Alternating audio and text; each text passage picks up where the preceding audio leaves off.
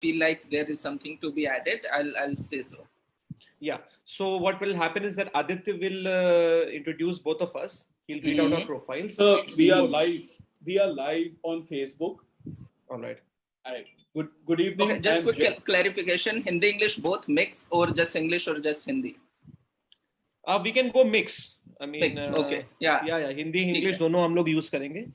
ठीक. Because obviously Sunbeam is from UP and we are. No, that's good. Most Right. of the people, most of our audience, they would prefer, I think, a mixed kind of language. Yeah, English. And We use NAP English. promotes it. Yes, Atmanirbhar. We can be Atmanirbhar. We can be. Okay. Right. Good evening and Jai Hind to one and all present with us today to understand, to listen about the national education policy. And it's in the right fit of things that Sunbeam Group of Education Institutions took up this cause to bring in the modalities, bring in the concepts, bring in the vision that National Education Policy 2020 wishes to drive in through the realms of education. Sunbeam Group of Education Institutions has in itself been a pioneering organization which has virtually revolutionized the way education is being looked into in this part of India, that is Eastern UP, which is in itself a big chunk in terms of population as well as in terms of area. Starting way back in 1972 with a vision of combining the best of ancient traditions and having a modern outlook, today we are around 14,000 students in our core schools, another 15,000 schools Eastern UP, which is in itself in the associate schools, that is dotting 19 cities all over Eastern UP. And down the years, we have given to the country absolutely fantastic professionals who are very good in their professional domain, but each of them is steeped in a Sunbeam ethos of duty, devotion, discipline. We take pride in all our accomplishments, academic, co-curricular activities, extracurricular activities, sports, but also we take huge pride in our philanthropic ventures. All our students across classes are associated with some or the other community development project, and Sunbeam Group in itself leads the way by running this wonderful school called Karsana Grameen School, which provides free education, both contemporary education and vocational education, to almost 800 students living in and around the Bachao village. And many of them have gone out of that school premises to make a name for themselves in the professional realms also. The others have made a difference in the standard of living of their families. And that is in itself a very satisfactory experience. So that's the background that we come from as Sunbeam Group of Education Institutions. And today, I take this opportunity to thank NISA, the National Independent School Alliance, for being with us on this platform as part of this School Bachao Andolan. And we will be talking in terms of national education policy. And the two stalwarts that we have today will simplify it for us.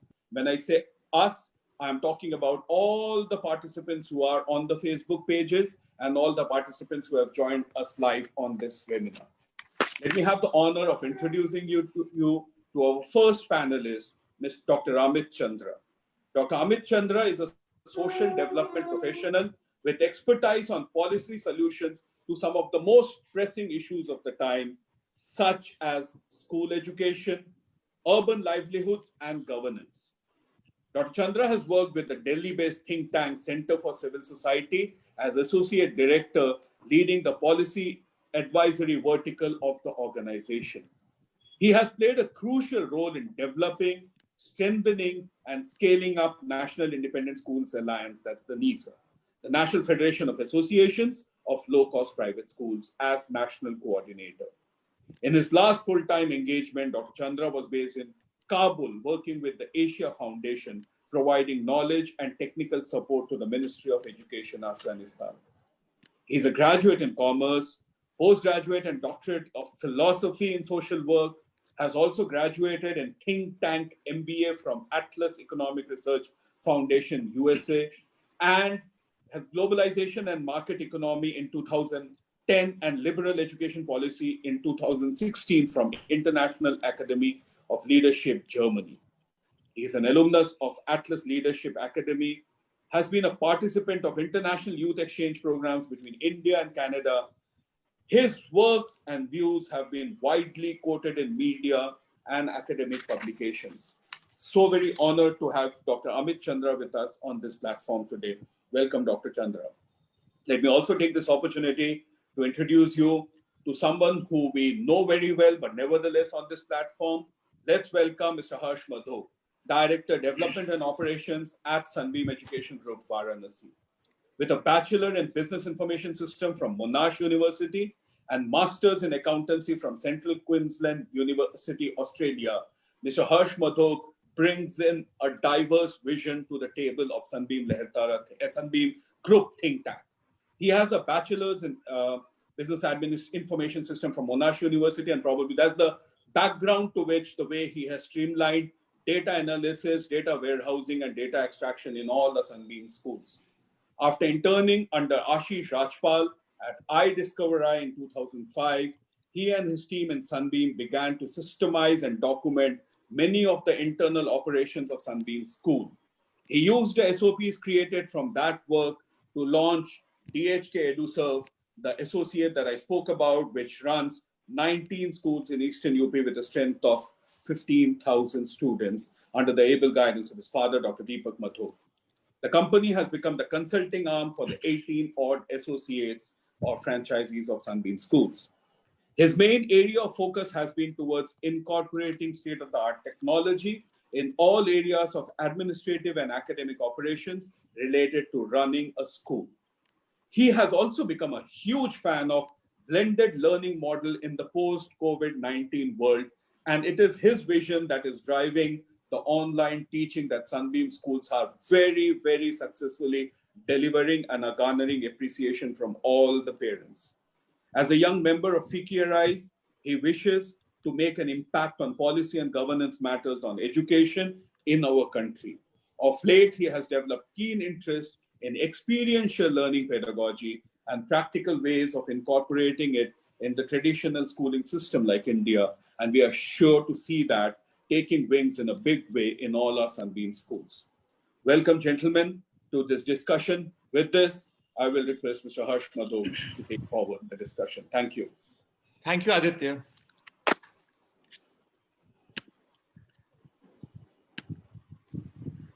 Amit, how are you doing? I'm great. I'm doing well. How have you been? How was your day today? Very good, very good. So we have been wanting to do this for a while. I believe we spoke on the phone a couple of days ago, I think 1 week ago, and both of us simultaneously had this idea of doing a discussion on NEP. So I'm glad that I could, see some of your presentations, some of your webinars before I could come and have a discussion with you. And it's been a privilege to go through some of the things which you and Jay Prakash ji and Gurucharan Das ji have been going through. So it's amazing. It's an amazing journey here. Thank you very much. I'm so glad that we are doing it finally. And also this platform happens to be because of, let's say, our own understanding and because of a couple of discussion we have had. There are many platforms where still you have to always be very conscious of what you're talking and, and being very cautious of your points that you're making and what you're saying and how you're saying and everything. This is one conversation that actually I'm pretty free. I'm kind of thinking here I can actually completely speak my mind. And this is where I'm kind of little critical of this entire process of NEP, etc., etc. But at the same time, there are great, good things as well, which we can talk. So I'm happy that we are doing this. Yeah, I think that when you're doing something interesting, there has to be a certain level of nervousness also associated with it, because you are trying to break through barriers which go places where it's not easy to go to. I think that sometimes it becomes a little difficult because you want to create something new. You want to touch new topics, and it becomes sometimes you don't know where those boundaries are. So it becomes it's sort of like going on a journey sometimes. when you are having webinars like these, which are more free flow. So I want to start with a quote, and this is a quotation, a tweet from a person called Bradley Thomas. He's a libertarian, and both of us are following him. He's got a Twitter handle called Erase State. So this is just to this is just to set up a good like a good set up the mood of the today's agenda. Yeah. So the state. Okay, so the tweet says, and this is on 4th of April from Erase State. The state wants to control education to control your mind, wants to control healthcare to control your body, and wants to control the economy to control your property. So I think this was my mood before I was thinking what should be the opening phrase of what I'm going to say and how we're going to break this conversation. So this is going to be my opening. I thought this was my mood. So what's your say on this? Well, I think it's a good line to actually start with. Why? Because whenever we are looking on any subject, any issue, one of my kind of framework happens to be look at the philosophical objective that this document or initiative wants to reach. So we can create kind of similar framework for a quick evaluation of NEP as well. What are the philosophical goal that it wants to reach, the larger objective, wherein when you critically think of, you can say the larger goal of state is to control mind of people and therefore control education. While positive people could also say no, because you want to actually, it's a democratically represented government, welfare state, which is actually genuinely believes in the betterment of people and therefore wants to facilitate education. So whatever. So what I'm saying is look at the larger philosophical objective, then come to what are the policy objectives. So to reach that larger philosophical objective, what are the provisions policy makes, and thereafter come to the practice, the third point, practice. So whatever is written in the policy document for whatever to try to achieve, how is this being practiced? And if we are able to synchronize all of these three things, then I think that gives a good framework to analyze any policy document or any initiative, any government schemes, etc., etc. So philosophy, policy, practice, 3 P's. Okay, wow. Philosophy, policy, and practice. Let me just write it down somewhere because I think these are 3 points which all of us have to look at. Philosophy, policy, and practice. Okay, wow. That's amazing. So all those 3 things have to be done. You have to take a good methodology to attack any problem, because otherwise you can miss out there can be gaps in your how you approach anything. So it kind of reminds me of this idea which is Elon Musk. Elon Musk has written about this idea called first principles. And it's a very interesting idea. He says that as an engineer, he decided that any problem has to first be broken down into its first principles as to what exactly you are trying to solve at the extremely grassroots level. And it's basically important to start from there, because if you start from anywhere else, what ends up happening is that you are building on a faulty foundation. The assumptions, the basic hypotheses, the basic assumptions are not right. So it's basically like a pack of cards. So Elon Musk says that you have to get your first principles right before you start to attack any problem. And I think I can resonate with what you're saying in this one.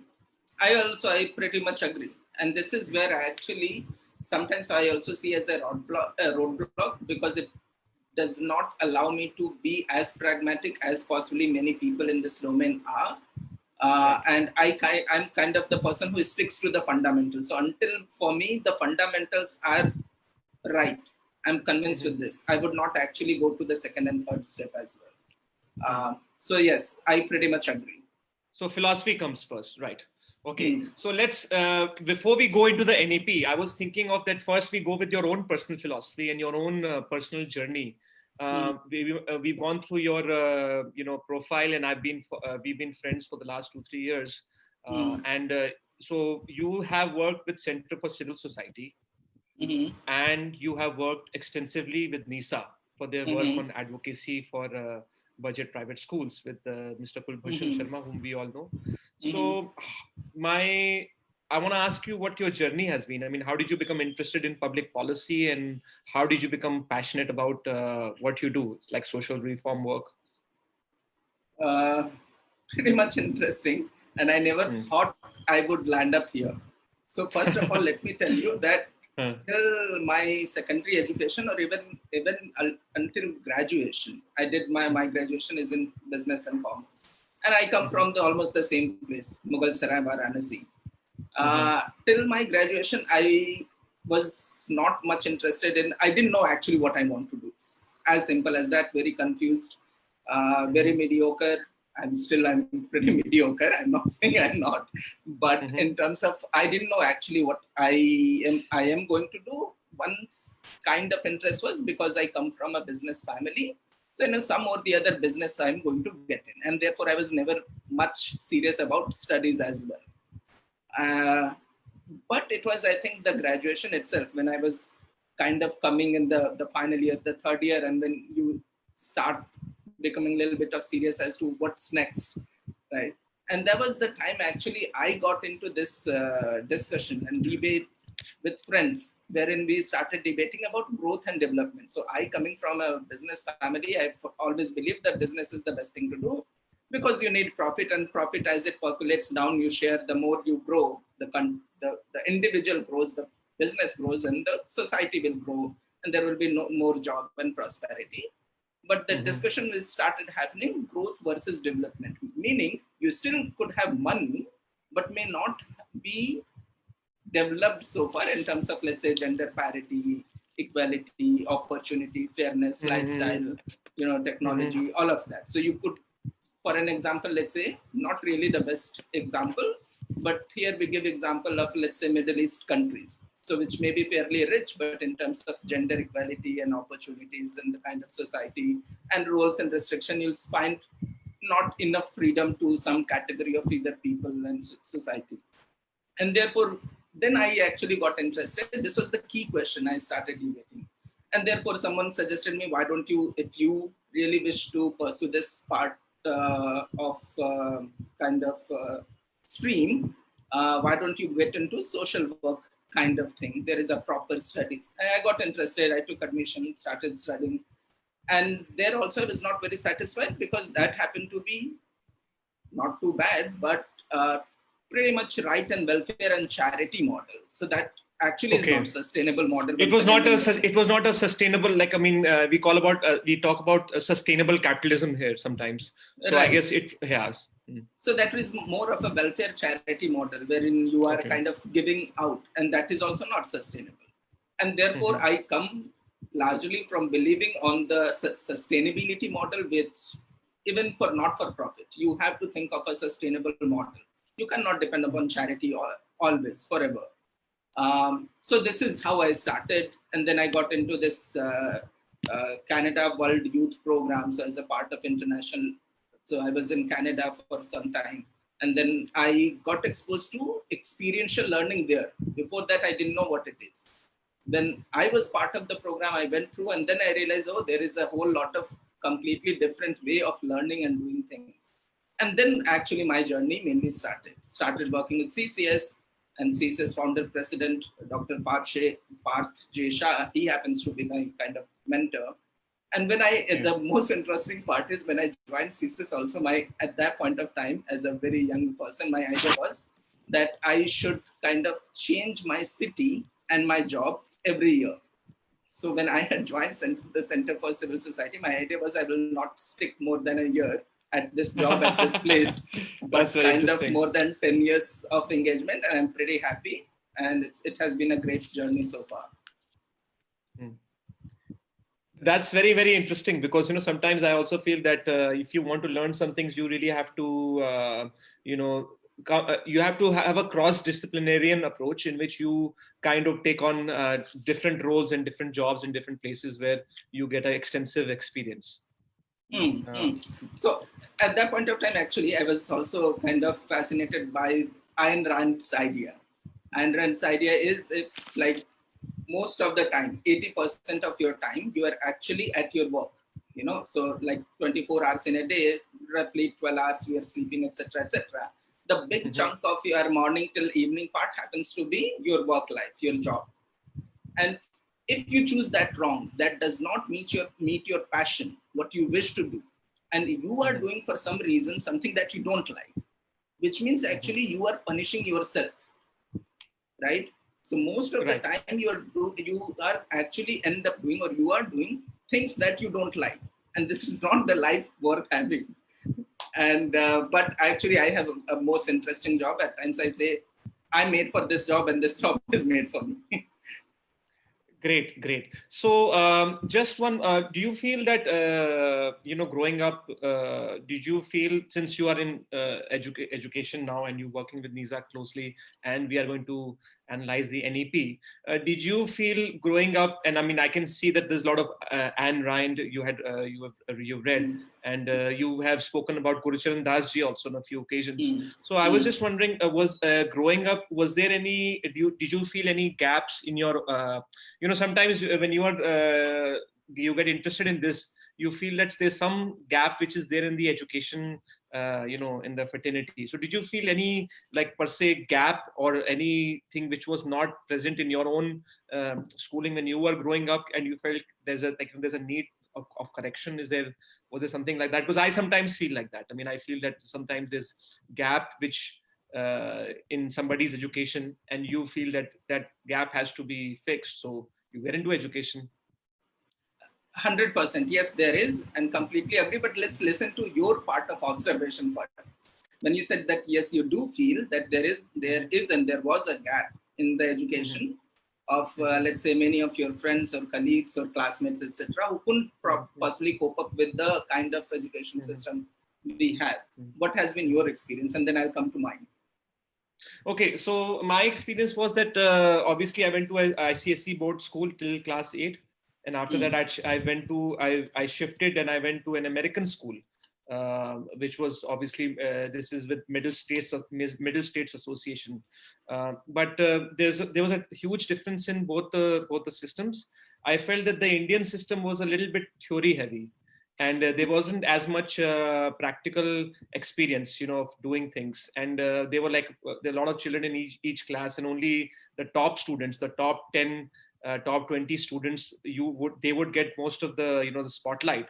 And obviously, if there are 30 students who are brighter than you in class, then there's no chance that you will get the teacher's attention. So I was certainly a backbencher in my class, in my school, and I felt that system was obviously needed to be overhauled, where we needed. Perhaps CBSE has done a good job in a few things, that they have said that only 40 children in each class. So I think that's a good. I believe me, I've been to a much bigger class when I went to school. So 40, even that might sound like a big number, but it's not, in my opinion. I think 40 is a good number, because it allows you to. It allows the teacher to give more personalized attention to children, I feel. So I feel that sometimes children do need attention of their teachers, and sometimes, because you have to make quick adjustments as you go along, and that attention is definitely more important, I think. I think, yes, one of the reasons why I'm working in this segment is because I believe my own education and education of many people that I saw around me was actually a painful journey. I think during my childhood, I saw many of my fellow classmates or colleagues or friends. Many of them were very talented, bright in many aspects of life, including education. I was kind of the mediocre one. But they couldn't cope up with the education system for some reason or the other. And it's a simple thing, is what happens in a class. So I went to this school. It's still there in Mughal Sarai. It's called Eastern. Now it is, at that point of time, it was called Eastern Railway Inter College, and now it is called East Central Railway Inter College. because my father was in a government job. He was in railways, and Mughal Sarai, most of the people living there are because it happens to be one of the Right. biggest Mughal junctions Sarai. and all of Yes, that. function. So what happens in a classroom is roughly our classroom strength was 50 plus, and there was one teacher, 45 minutes class. At times how good or bad mood is in the teacher, and which was actually at that my point of time used to be one of the best schools in the city, uh, with the best infrastructure, most qualified teachers, etc. But I realized that just by the nature of it, the students, most of the students, there is no way that a teacher can actually think from 50 students perspective, make sure all of them are at the learning level. So let's say if a teacher comes, teaches some subject, something on a particular day, gets a quick feedback from some of the 2-3 students, and 2-3 students, they raise their hand and say, "Bhai, samajh mein aa gaya," and the teacher says, "My job is done." Right? There is no way that Yeah. he's We going all to make face that sure that problem. all 50 guys have understood. Um, and therefore, then once you start lagging behind, then you are lagging behind kind of forever, until there is something magical happens, and therefore when the parents identify that my kid is lagging behind, they will arrange for some tuition or etc., etc. So I have gone through, and and that is where actually the pain comes from, that I have seen this system ruining life of many people like me. And but if we can get this change, possibly no more. I mean, which I keep saying, that generation has lost. We have lost a good number of generation. At least now save this and upcoming generation from the torture of things happening on the name of education. Great. So yeah, I agree with you. I think that a lot of people have passions, but since the teachers also sometimes they don't know any better, and we have, and now fortunately we are on the pathway where we have social media access, and teachers are well aware, and they know how to democratize their time between each child so that no child gets left behind. So I think we can look at solving that problem. So let's jump right into the NEP now, since obviously this is about the NEP. So let's jump into Right. the NEP. Yes. Okay, so the NEP came out on the 29th of July, and this is after 34 years. And for the preparation of this webinar, I went through the webinar which you had with Mr. Gurucharan Das ji last week with Mr. Jay Prakash Narayan also, who's the founder of Youth Parliament Program. I know how much you like Gurucharan Das ji, and you have quoted his book Reimagining India on multiple occasions. And he made one pertinent point, that the focus on teaching that NEP rather it's a focus more on teaching pedagogy, as if teaching pedagogy is pedagogy or It focuses methodology. more on pedagogy rather than the governance part of it. Pedagogy or methodology, but it doesn't focus so much on the governance aspect of things. So you want to expand on that? What's your, because you seem quite passionate about speaking on this. That's what we were thinking about. Yes, completely, and completely agree with this point made by Gurucharan Das ji, and earlier also made by many more people. So this simply a simple thing is, actually I did a podcast interview with someone called Amit Verma, and that is where actually I said I took a very negative approach. It does not mean I have shunned that approach. I still own it, and I simply called almost everything happening on the name of education is actually a fraud. And why I say so? On a multiple level, you can look at the philosophical reason also, what goal you wish to achieve, which you say you wish to achieve, and where you are actually going, and in terms of the policy documents, the flaws, and what is actually happening in practice. So part of this, where Gurcharan Das pointed out about the governance problem, which all of us echoed the same thing. Look at what is happening in the education system today, and specifically public education system. There was a study done by World Bank, which conducted a survey and said almost on any ordinary day, roughly 25% teachers are absent. just absent. This is in India. This is government schools in India, India. India, yes, India, bilkul. Okay. Government They're schools all- in India. Okay, let's be. Ah. Let's be. So World Bank did a study in India. UP was also part of their sample survey that they conducted, and they found on an A&E ordinary day, roughly 25% the teachers are absent. So just absent, it's next happens to be the 75%, those who are even present. First, you will have a question on their competency level as itself. Why I'm talking about competency level is because we know that teacher eligibility test was mandated post Right to Education Act. So before that, there was no teacher eligibility test kind of thing, because RT Act mandated that it will make sure that we have competent teachers, right? So before that, there was no competent teacher. B.Ed was required, but if you go, let's say 20 years back in history, there was no requirement for BA. At that point of time, teachers with simple BA, MA qualification also were appointed as a teacher. At the same time, I'm not saying that the BA graduate or a guy with a master degree cannot teach much. But the thing is, they were not BA, and RT said that BA, those who have done BA, they will only be considered as a competent teacher. If you have not done BA, actually RT had kept this provision that within 3 years, all the teachers have to qualify BA. If one cannot, they will have to leave the job. As simple as that. Anyways, we'll get into too much of detailing then. So TET was done, and UP itself, because I'm specifically talking about UP because I'm from UP and you are sitting in UP, only roughly 5% of teachers could qualify TET, those existing teachers. So existing teachers were also asked to take TET, and only roughly 5% could qualify. So what does it say? So out of those 75% too, you can assume that 95% are not competent enough. 5%. चलो उसको ज़्यादा भी मान लो, 10%, 20%, 25% भी मान लो कि है. Then उनका motivation का क्या?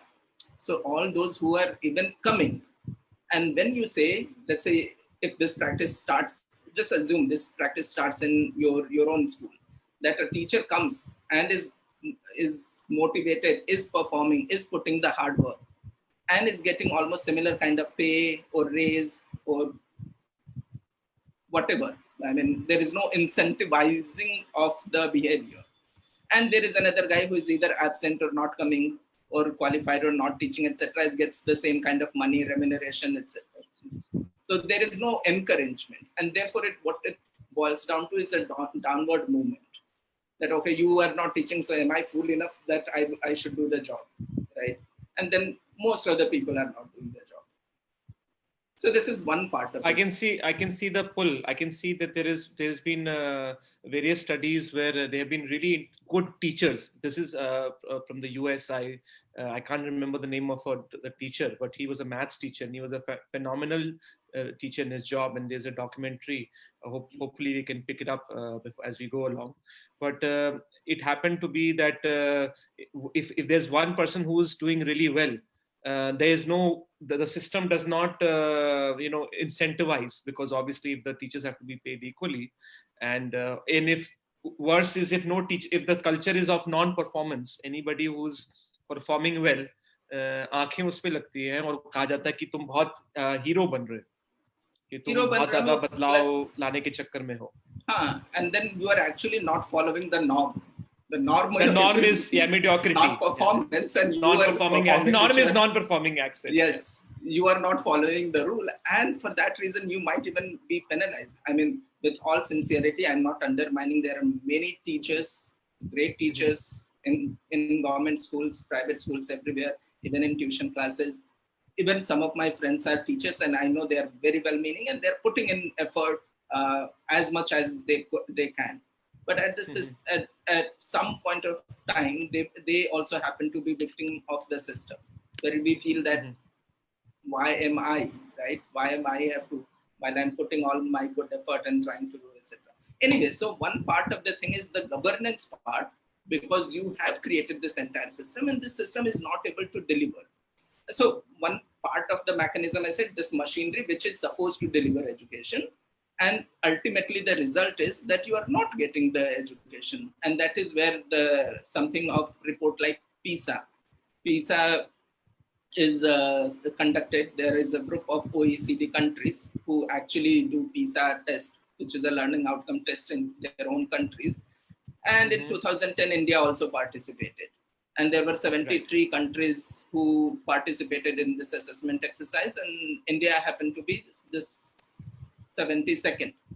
The 73rd was Kyrgyzstan. It's really interesting, this point, which, because we had spoke about this in the other webinar, that India being a Commonwealth country, and obviously we pride ourselves of our English language and our command over English language and our education system. I think that I've always had the opinion that Indian education system was one of the best, because it's very rigorous and it's very exhaustive. And Indian school children, a lot of them are like there's so many people now who are holding CEO positions in Google and in Microsoft, and and they have come from Indian education system. So it's very interesting to see this point of view, that in terms of, by the PISA report, that India is actually 74, which means that it'll be behind many countries over whom we think we are like Indian tigers, and we are supposed to be the next China. But this is a very humbling report, humbling fact which you have mentioned here.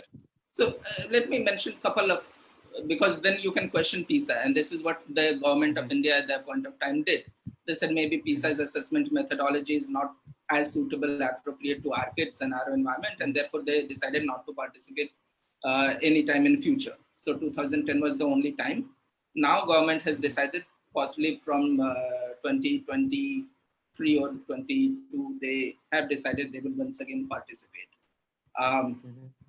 So PISA happens to be one. Then we know about the famous ASER report, which is done by Pratham organization. ASER says roughly 60% of student in standard 6 cannot do basic language and math, meaning the literacy and numeracy of second standard.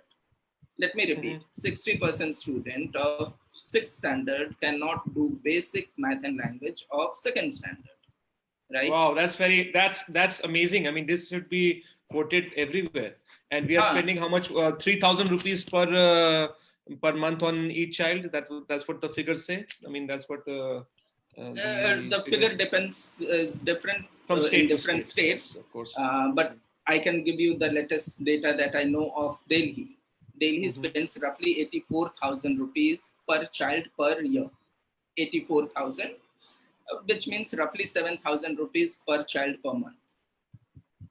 So that is the amount. Anyways, so when the ASER also, so the interesting thing happens, number one, whenever and whoever tries to show mirror to the government or anybody, they don't like to see the face, right? And therefore, what will be the immediate reaction? They will reject your report. So initially, this is what also happened with the ASER report. The government did not like it and they kind of rejected. Some methodology theek nahi hai, aapka ye theek hai, aapka finding acha nahi hai. And they started conducting what is called NAS, National Achievement Survey. So this is done by MHRD, following similar methodology. So you are doing a simple assessment. So don't you think that if this happens, and this is already happening, is that what you're saying? So NAS is more friendly. Happening. This is more assessment friendly. This is more friendly towards the criteria, the KPIs, which the key performance indicators, which needs to be presented. But at the same time, the good thing is that in their assessment, they found things even bad. So let me give you another thing. And then when this Aam Aadmi Party government came to Delhi, so they decided, they said, oh, this is, MHRD, central government ka hai, BJP government, we will conduct our own assessment. And there was even further back of Delhi school. So in their own report, which was conducted by the Delhi government, they were saying now, what I said, like 60% 6th grade student, their report says roughly 72% 72% of sixth 72%. Wow. Not even 60, 72%. So 72% of class 6 students of Delhi government schools cannot do basic maths and English of class 2. Yes. Of class 2. Class 2, Wow. yes. So this is what their report said. Mm-hmm. And also then you can think of, this is the status of the capital of the country. Then if you're thinking about some like, rural area of, let's say, Bareilly, Chandauli, Badagaon. I'm guessing I'm guessing it would be even worse there because exactly. Mm-hmm. Exactly. So this is why I say it is governance, because this entire machinery, whatever you created, is not efficient, effective to deliver.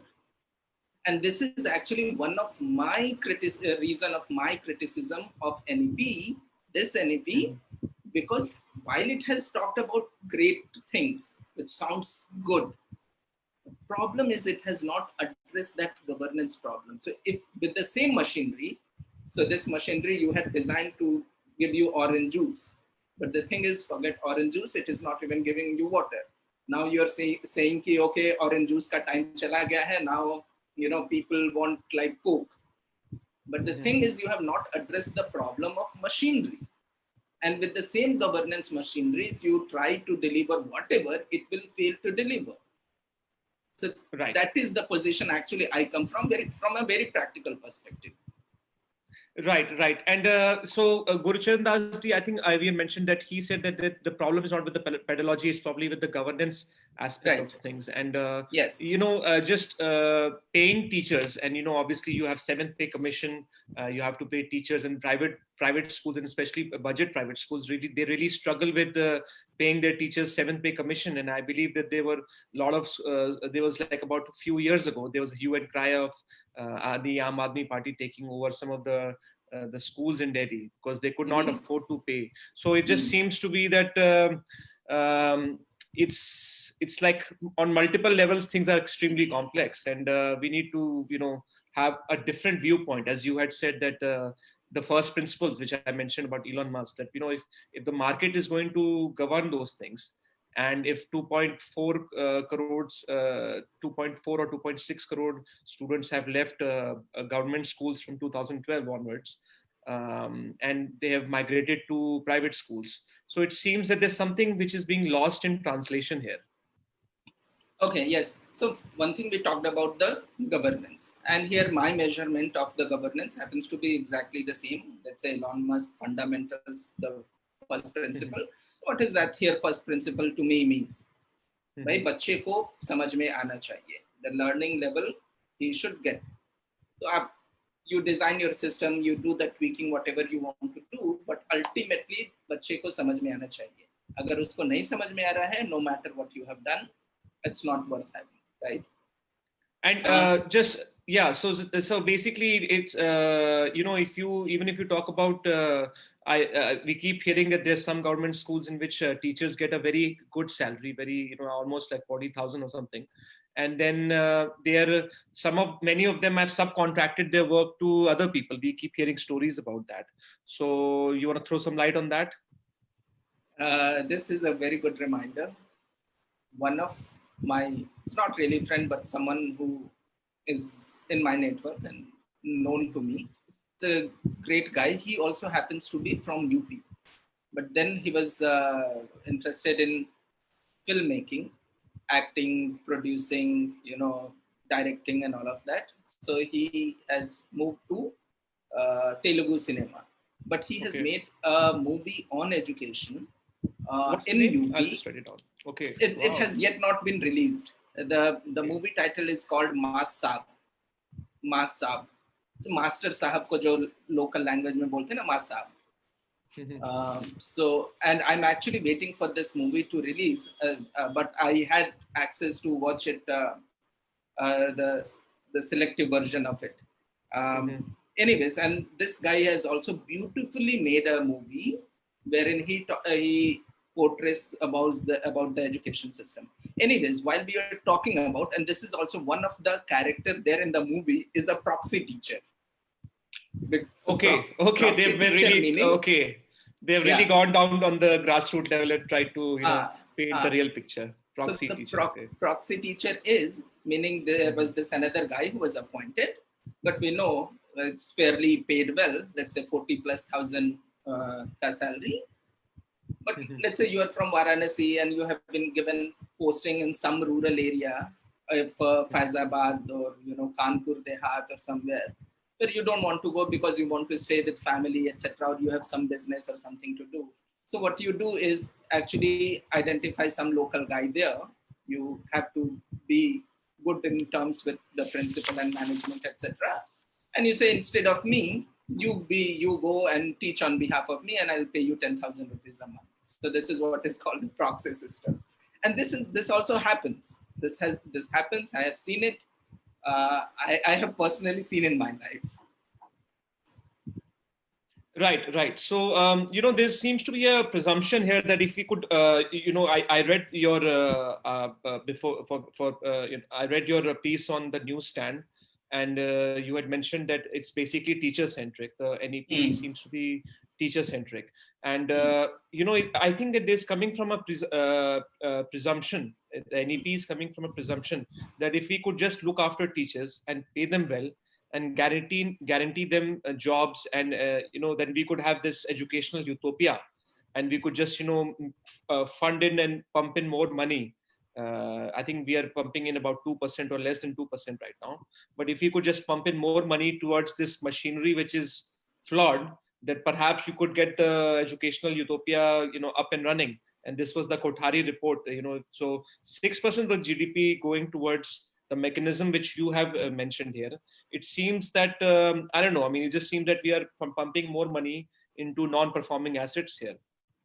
Yeah, I completely agree. I never termed it as an NPA issue, but yeah, you may. It's a banking terminology. So right, I agree.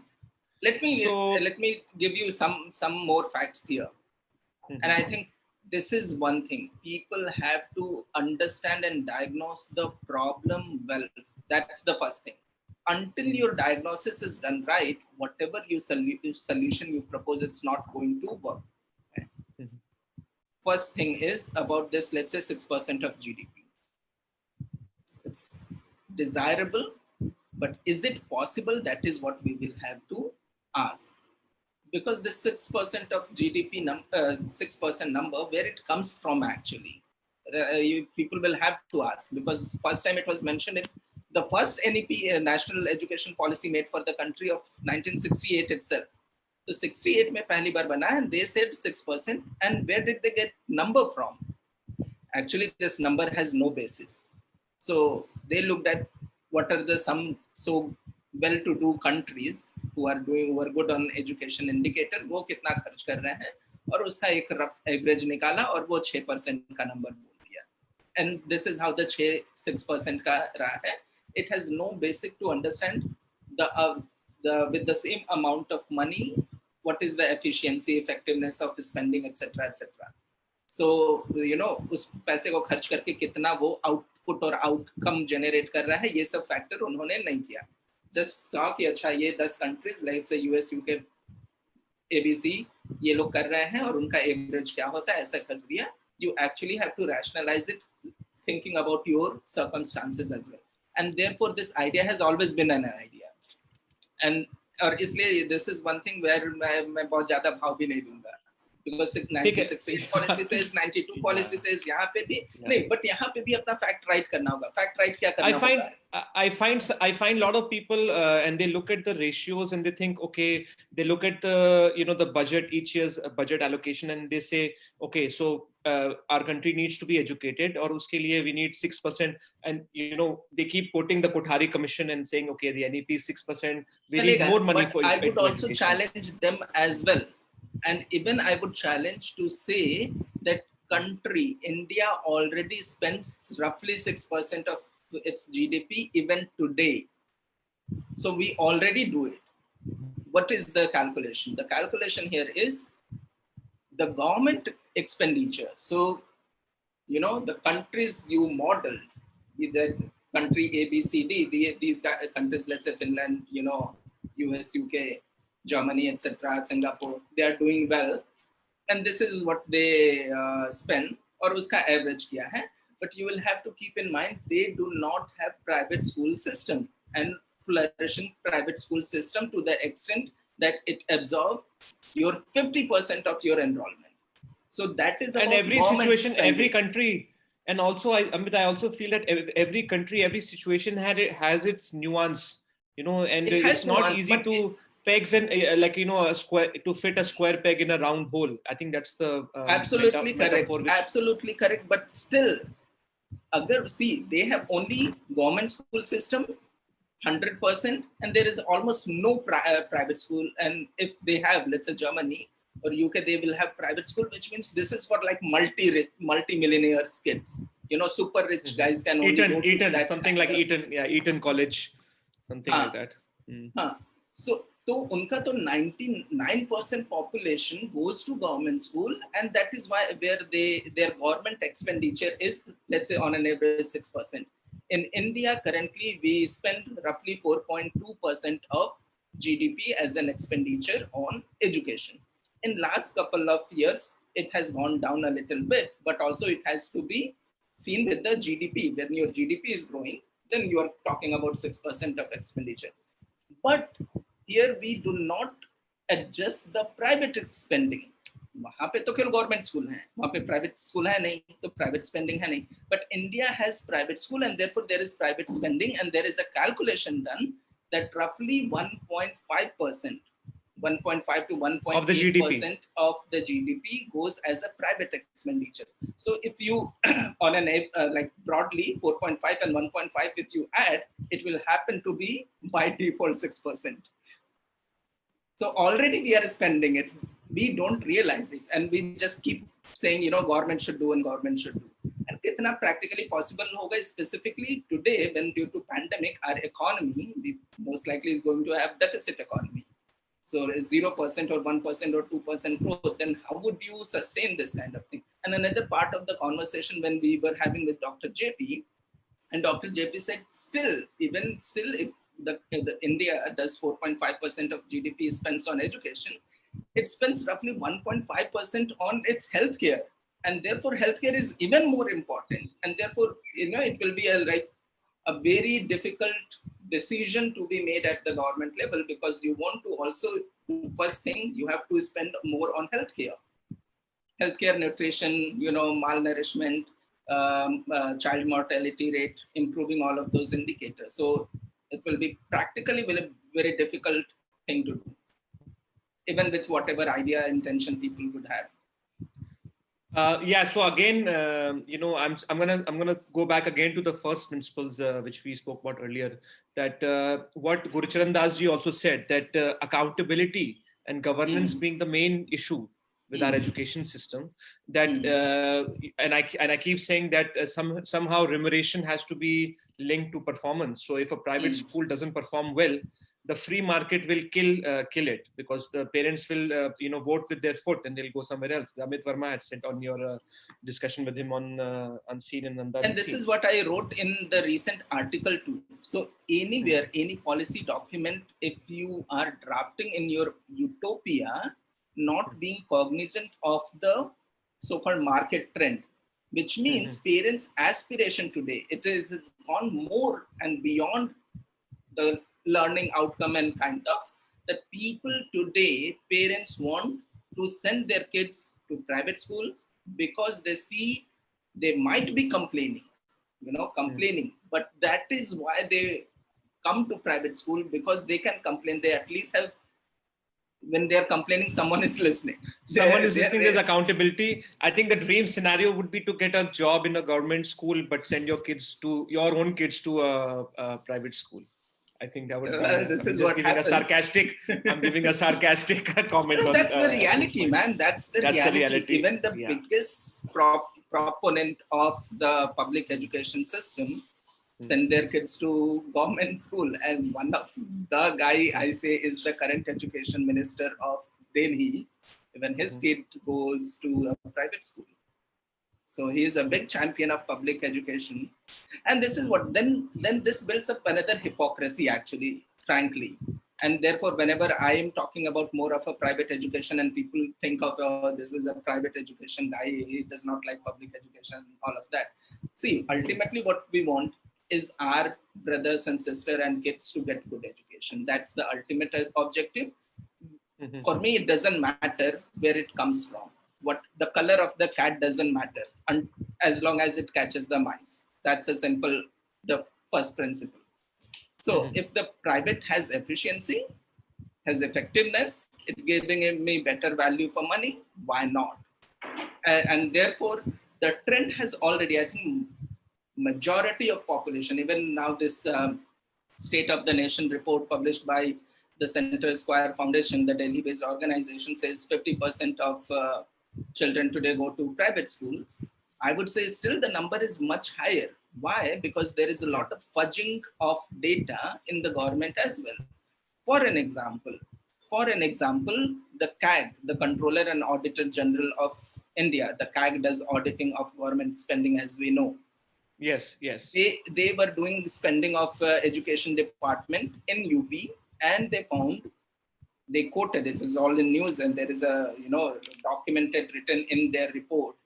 They found roughly 1.1 crore ghost students in Uttar Pradesh. Wow, that's incredible. 1.1 crore ghost students, and once again, only in primary and the school. Aadhaar cards I'm sure they must have fudged the Aadhaar cards also. I mean, not the children. No, this is when actually they realized, when they started linking the student enrollment with the Aadhaar card, and this is how Aadhaar is bringing more transparency and accountability here.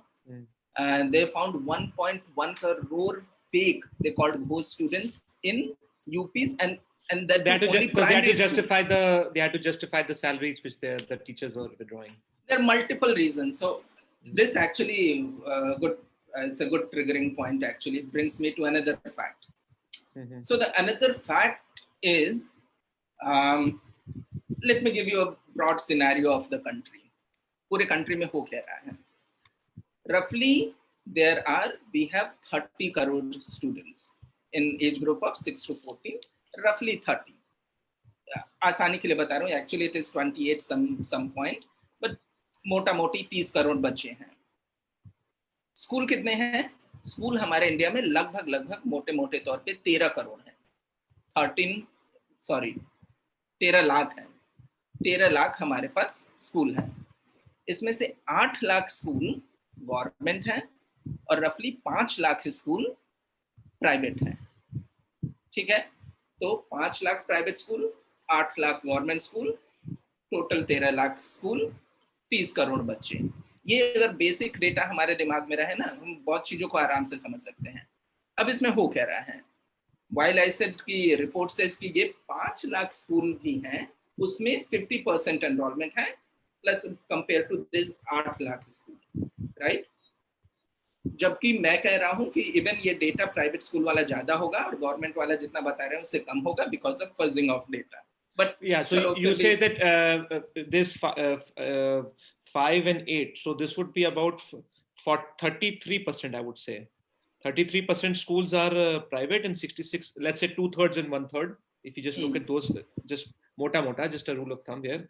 So 1/3 of the schools are private and 2/3 are, government schools. But you say that about more than 50% students go there because obviously you're saying that the numbers are fudged. So you would say that if that's so, then perhaps what would be the real statistic? Like what is the percentage of students who go to private schools in India, according to you? So this is what I'm saying. Let's for the time being, otherwise it will get into too much of detail. Let's not get into too much data also. Yeah. तो ये 5 lakh school, 50% enrolment इनके पास है, मतलब 15 करोड़ बच्चे इनके पास हैं. ये 8 lakh school के पास 50% एनरोलमेंट है, मतलब 15 करोड़ बच्चे इनके पास हैं. ठीक है? So this is one thing to understand. The another point to understand is that ये गवर्नमेंट के जो 8 लाख स्कूल हैं, उसमें से रफली 4 लाख स्कूल ऐसे हैं जिसमें enrolment is somewhere between 0 to 50. मतलब I think 8 लाख Jay में से Prakash ji said, Jay Prakash Narayan ji mentioned that the ratio is actually almost negative. There are more teachers than Dr. students. JP has mentioned it, Gurcharan has mentioned it, multiple people have mentioned it, and Geeta Gandhi Kingdon, Professor Geeta Gandhi Kingdon has done a proper paper on this.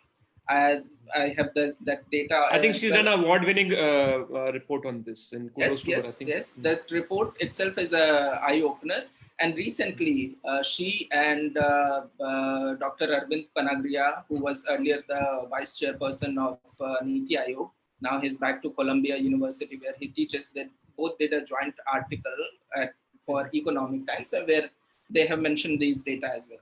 But where is the source of this data? The source of this data is also once again government. It actually comes from Sarva Shiksha Abhiyan ka data, जहाँ पे ये सारे enrollment होते हैं. So yeah. So now government has a system. Now there is something called. So government has improved. थोड़ा तो चीजें change हुई ही हैं.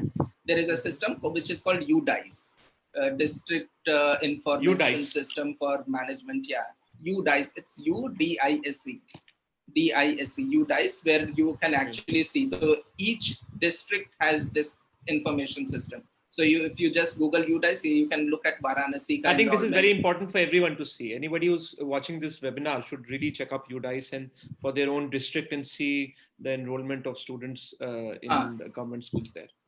So at district level, they compile all of this data, which is available publicly. UDICE pay you go, and you can go to each state, each district, and you can find it's an old data, एक साल पुराना होता है, but you would know कि इस previous current year में कितने enrollment वगैरह थे. But anyways, so the source of this information is also UDICE, and therefore it's a government provided data itself. तो मैं क्या कह रहा हूँ कि जो 8 लाख स्कूल हैं, उसमें से भी 4 लाख ऐसे हैं जिसमें 50 से कम एनरोलमेंट है, और 7 लाख स्कूल ऐसे हैं जिसमें 100 से कम एनरोलमेंट है, राइट? तो आपके 8 लाख में से 7 लाख स्कूल जिसमें 100 से कम एनरोलमेंट है, और जो 4 लाख वाले हैं, अभी वो मेरे पास actually I was also before this going through report. So out of 8 lakhs, more than 4 lakh schools have enrollment lesser than 50. तो lesser than 50 meaning 0 to 50 कितना भी हो सकता है, 1 भी हो सकता है, 49 भी हो सकता है, और 0 भी हो सकता है. There are actually schools which has 0 enrollment, but उनको अभी हम साइड रख देते हैं. When you actually come to average, the average number in all of these 4 lakh schools happens to be 28. तो 4 लाख स्कूल हैं जिसमें एवरेज एनरोलमेंट है 28 बच्चे आपके. तो मैं क्या कह रहा हूँ, जब आप बोल रहे थे कि अच्छा ये टीचर्स को हम पे करके हम अज्यूम करते हैं कि ये सब चीजें सुधर जाएंगी. You provide them good remuneration, good teaching environment, conditions, security, permanency, etc., and things will improve. What I'm saying is the trend is it does not improve that way because your accountability, transparency, etc., is missing. There is no motivation to get the job done, etc. And therefore, this NEP, coming back to NEP, misses this trend. Unless you realize this trend, आप already देखोगे कि गंगा इस side को बह रही है, left को बह रही है, तो you'll see कि इसको मुझे channelize कैसे करना है. And you are going completely in a different direction. That you are still assuming कि भाई public schooling को करके 6% GDP को करके teacher education को revamp करके, teacher education revamping is the major recommendation here. The biggest reform actually they have proposed is in the teacher education. The B.Ed. You had mentioned that the Right to Education Act in 2009 made several input norms, which were basically became barriers for budget private schools because they could not fill those prerequisites such as infrastructure, teacher competency, class size, etc. And then you had to get all these different certificates, and they made it mandatory, and it shifted the focus of educational administration from learning outcome, which you have mentioned earlier, to input with serious consequences on access, cost, and quality of education. Which is what it resulted into.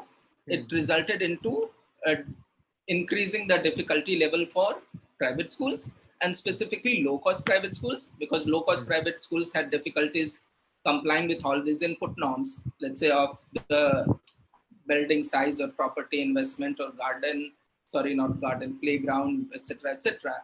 And therefore, those schools were harassed.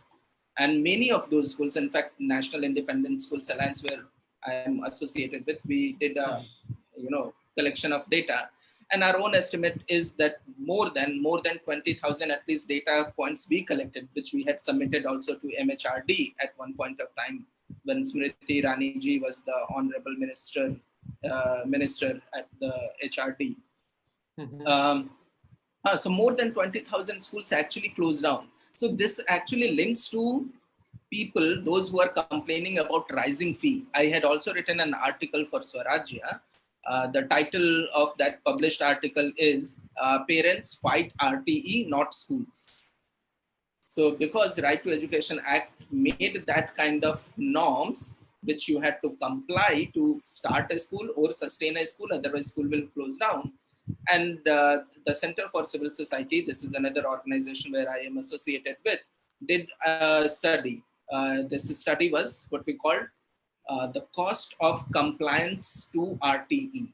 So which means currently... that's very interesting. Cost of compliance to RTE. That would be very high. So उसमें हमने simple किया कि basic average size का जो आज का school है दिल्ली में और उसको अगर ये RT एक्ट के जितने भी नॉर्म्स उन्होंने बताए हैं इसको फॉलो करना है तो उनको क्या क्या करना होगा और अगर वो सारे चीज करते हैं तो उनकी कॉस्ट पे कितना फर्क पड़ेगा. And our rough estimate was that if all that has to follow, the schools will have to increase fee by at least 4 times. 4 times? At least 4 times. Schools budget private schools. Because some schools would, okay. So average size of school we are talking about. Wow. Average school size of low cost private schools. And therefore, doesn't that even make, so there's a model which is working already. And then you want to squeeze that model out. And there is obviously high demand and low supply. And you are actually making the supply also even lower.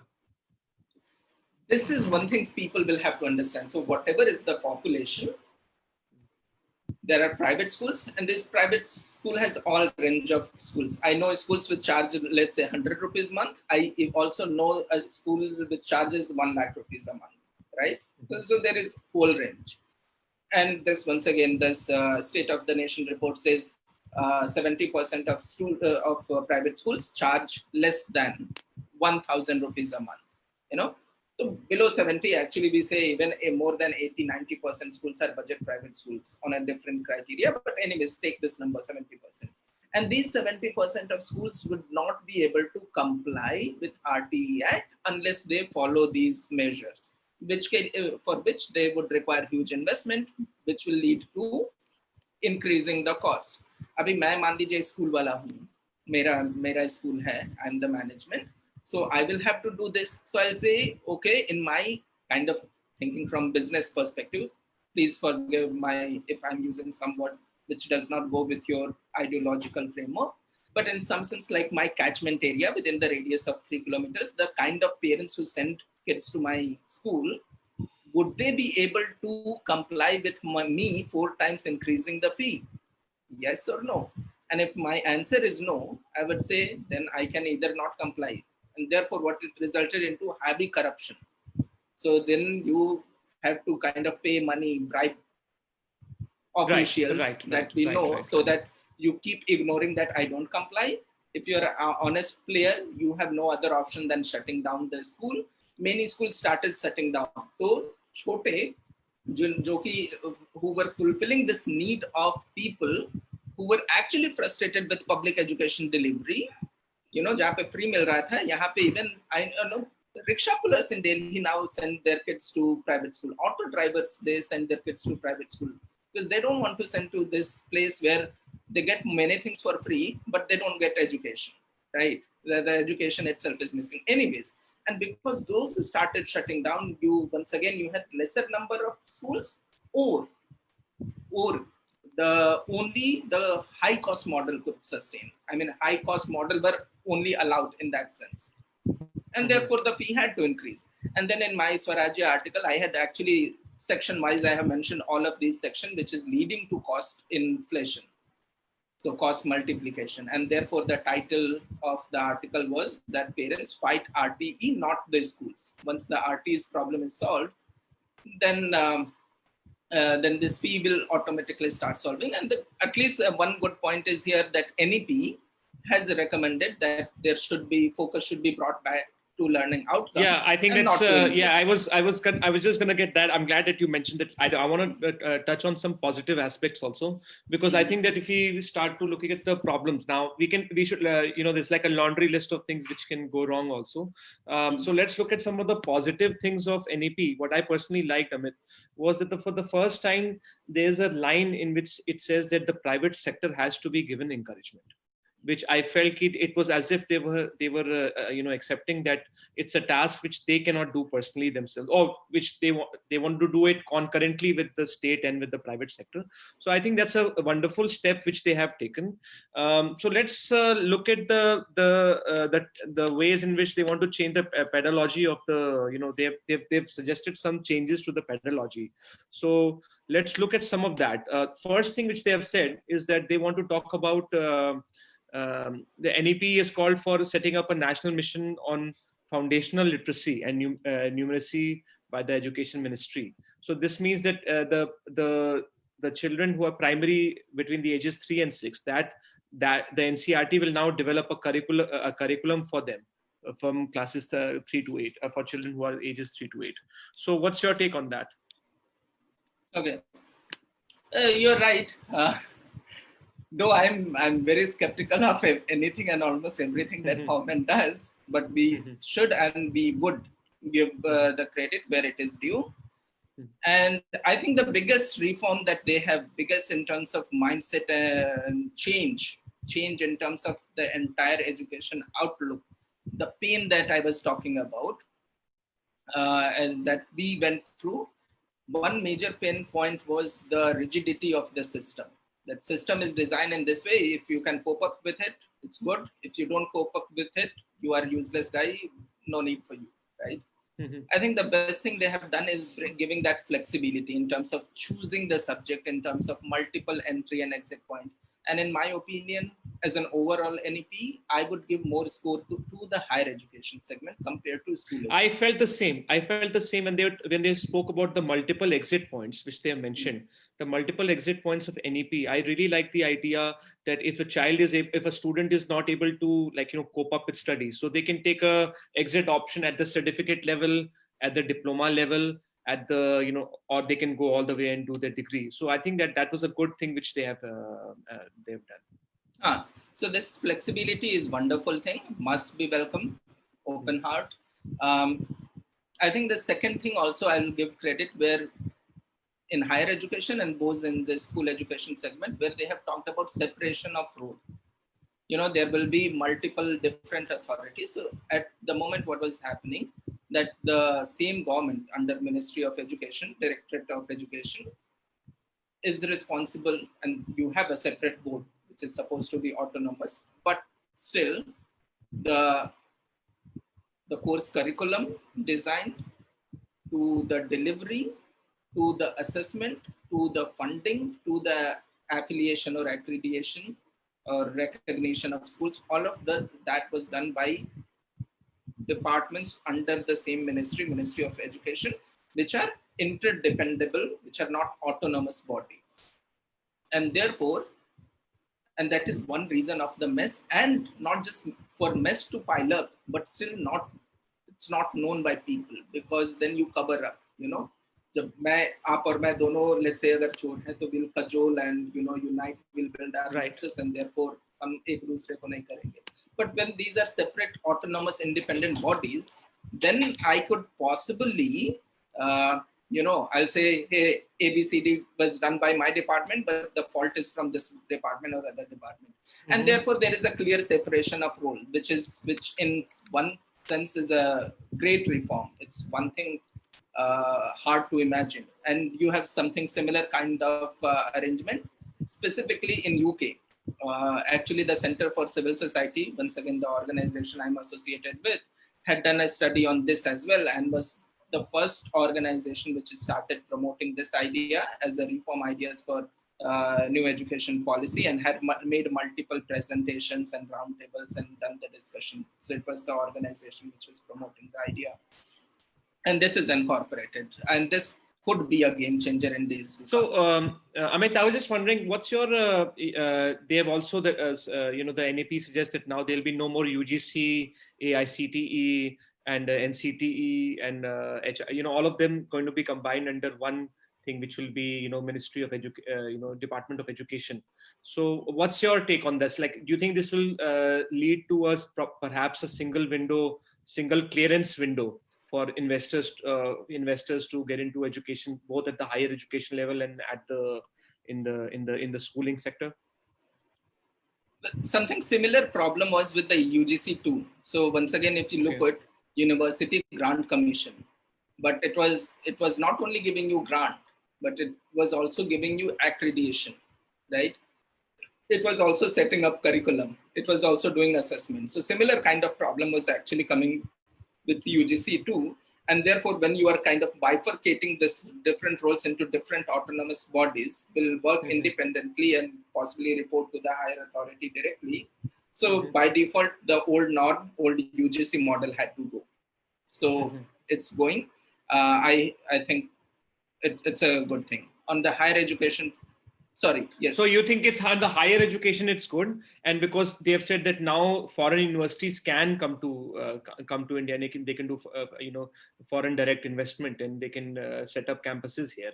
But unfortunately for the school, it still seems that schooling will be, as of now, will still be a little unregulated.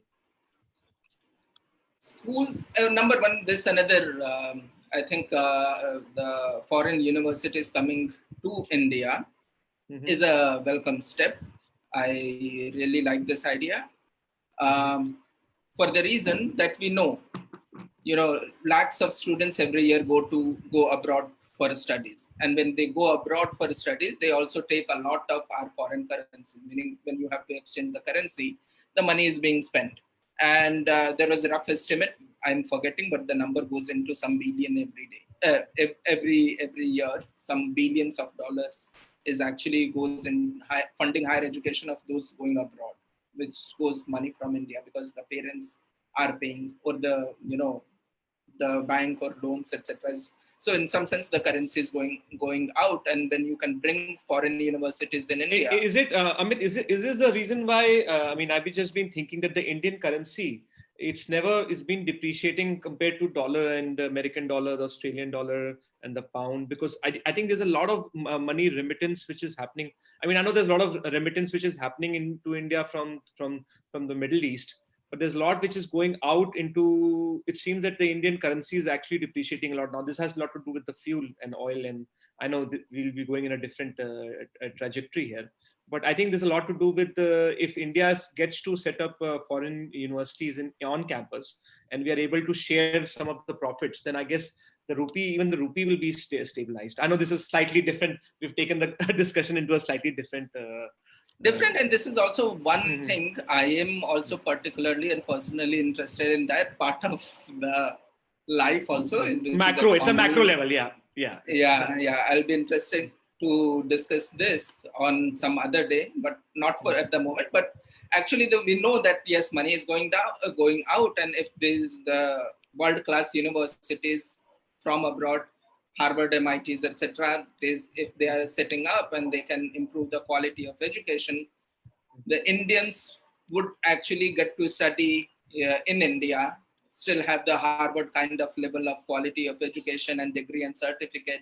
At the same time, the more foreign abroad students too, and in this case, India could actually become hub at least for Asia and South Asia, because when other students from, let's say, Sri Lanka, Pakistan, Afghanistan, Nepal, Vietnam, Thailand, Singapore, all of these students are also going to, let's say, US, UK, Canada and all of that. They can actually come to India and study the Indian campus. So in global campus of Harvard University, which is based out of India and all of that. So multiple things could happen. But when you talked about profit sharing and all, this is another hypocrisy of the system. In fact, NEP has redefined PPP. So far the PPP meant public-private partnership. but NEP has rephrased it as public philanthropic partnership. And this is one thing I would actually criticize for, because as long as it is saying the NEP, which is like the vision document for the nation, when it is saying PPP in education, and when it comes down to, like, setting up, designing the law and drafting rules and regulation at state level. So let's say UP is designing, coming up with a new set of rules to implement recommendations of NEP. It could say, okay, PPP, public-private partnership. For me, it doesn't matter who gives me best outcome for my investment. It doesn't matter it's a for-profit organization or not for-profit organization. So 10 rupees I am spending.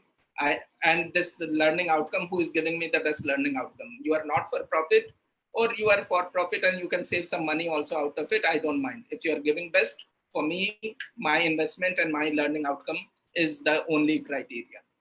But since it has already mentioned, even at a state level, if you want to engage for-profit organization under your PPP initiative, you cannot. So it has to be not for profit. And this is one thing I actually despised in this NEP the most. Why? Because in my opinion, this is the policy document you are drafting for the 21st century.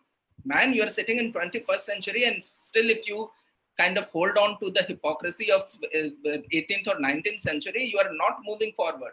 It simply means, and this was my disappointment, which simply means that you are not learning. You are not learning from your failure in Right to Education Act. You are not learning from the failure of implementing no detention policy. You are not learning from taking cognizant of everything as a trend, parents aspiration, choice, trend, nothing. You are just ignoring everything and saying, I still live in my utopian world. And which you makes had, it we had completely mentioned impractical. one of the points which are for our viewers, we'll just mention this again, that what you had mentioned in our conversation on the phone was this idea that there has to be an assessment of what went wrong with your previous policy. So whenever you're drafting something new, you do a critical thinking. You use critical thinking to audit what you did wrong last time. And it seems that it seems to be a remix version of the same thing. It seems that there is no there's no self-reflection. I guess this is just basically the same thing again and again. Exactly. In that sense, you can say, I mean, if you take all of these three documents, 1968, 1992, and the 2020, three documents, I bet you will find 70% of the recommendations as a commonality.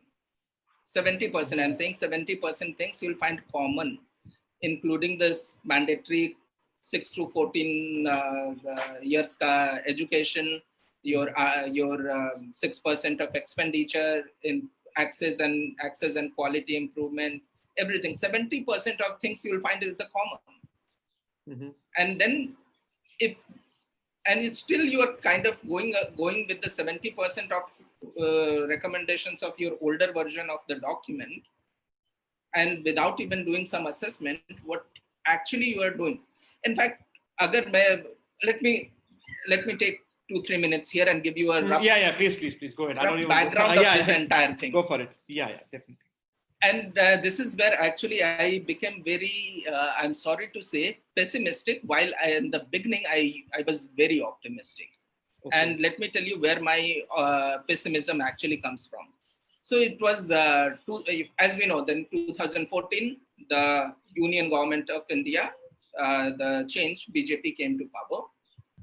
And that was the time the Mr. Narendra Modi, the Honorable Prime Minister, has made some beautiful campaign slogans and pitches, and including I was impressed, and there are many things I'm still impressed with him, things that he talked about. At least he kind of capitalized on the new aspiration of the people. Anyways, so I was impressed. I'm in many segments, I'm still quite a bit impressed with the things that he does. Anyways, so the first time we heard about something called new education policy. Now it has been, because the final version is here, it is now being called National Education Policy. So the first news came in December 2014, when Smriti Irani ji was the Honorable HRD Minister. And because I was working on all of these facts and RTE and school closure, etc., I had submitted some documents to. In fact, some of my tweets, she had replied to some of my tweets on education.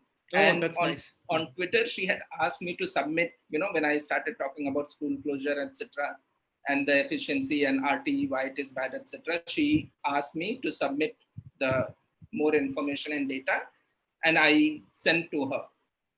Anyways, so 2014, they first started talking about drafting a national education policy. And first time, usually what is the drafting? I don't know, sorry. Are we overshooting time because it's already 6:26? No, and you can go on. Tons of things to talk.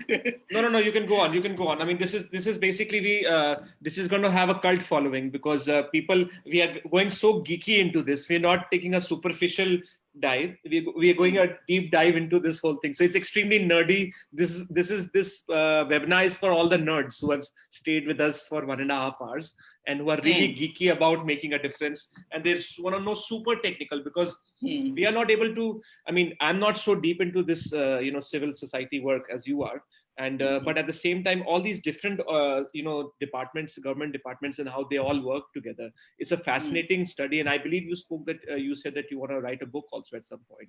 So right. A webinar may not be enough to go through that journey.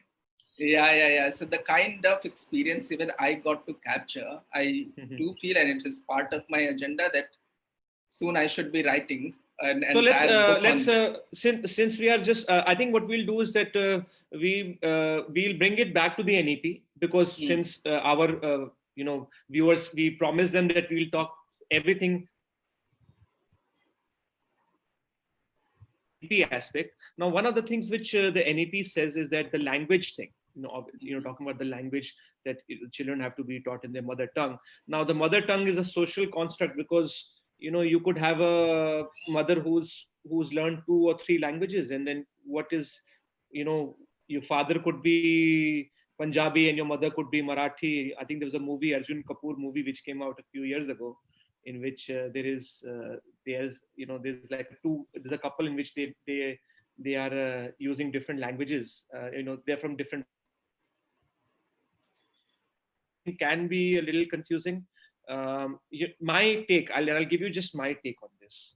I feel, again, going back to the first principles idea of mine, that what language needs to be taught, it has to be democratized, and the private schools in your community, they are much better to adjust to that what the parents wants, as opposed to having a blanket rule that that we have to teach a certain language in English or Hindi. I'll just recommend. This was in 2008, and I'm a huge follower of NBA, and I love the basketball.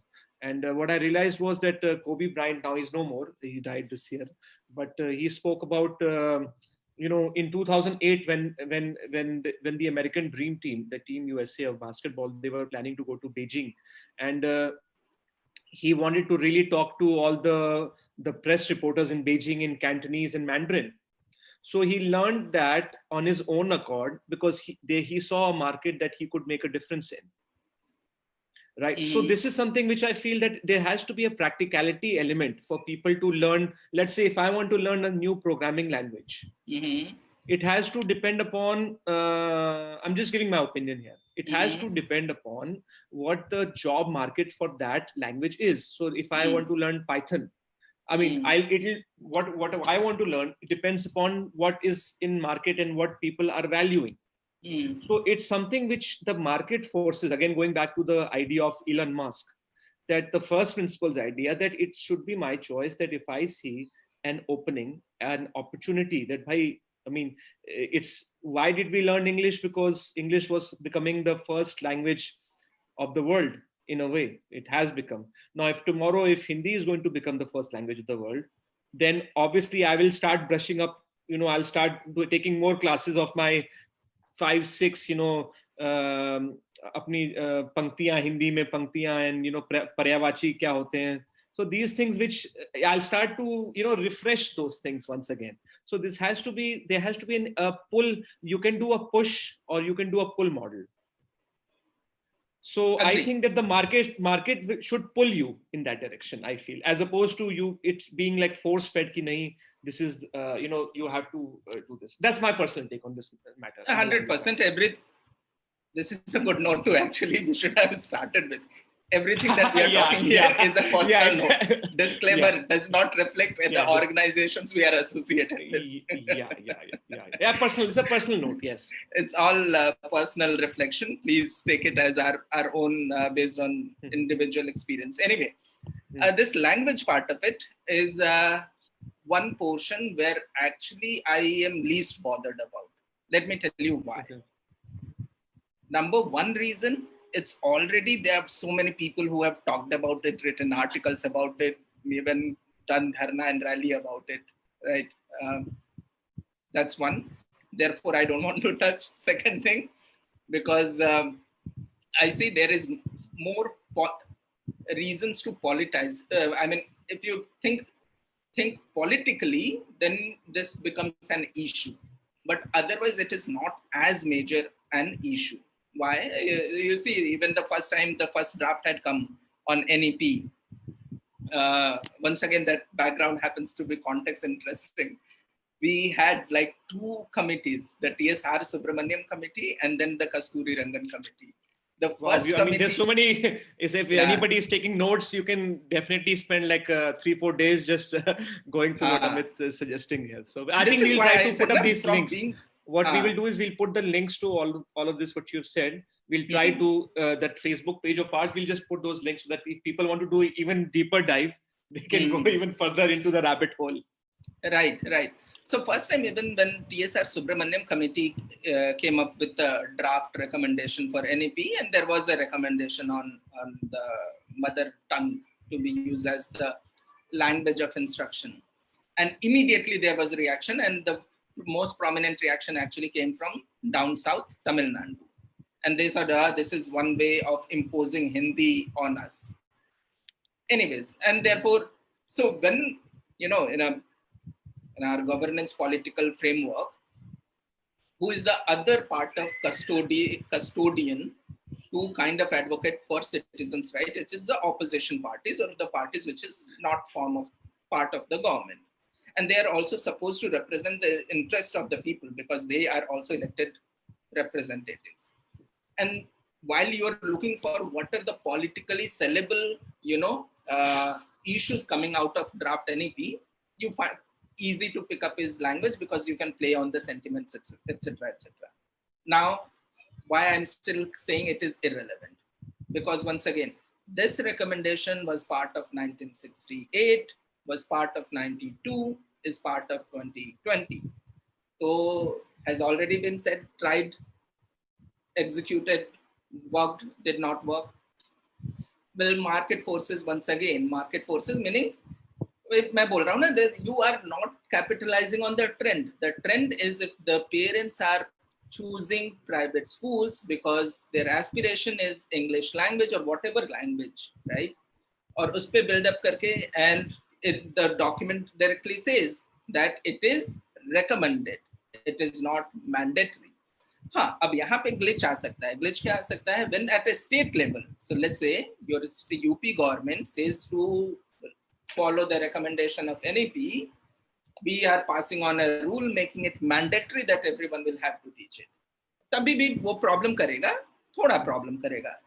वो थोड़ा problem क्या करेगा? Will further add to the hypocrisy. So because once again there is a need for parents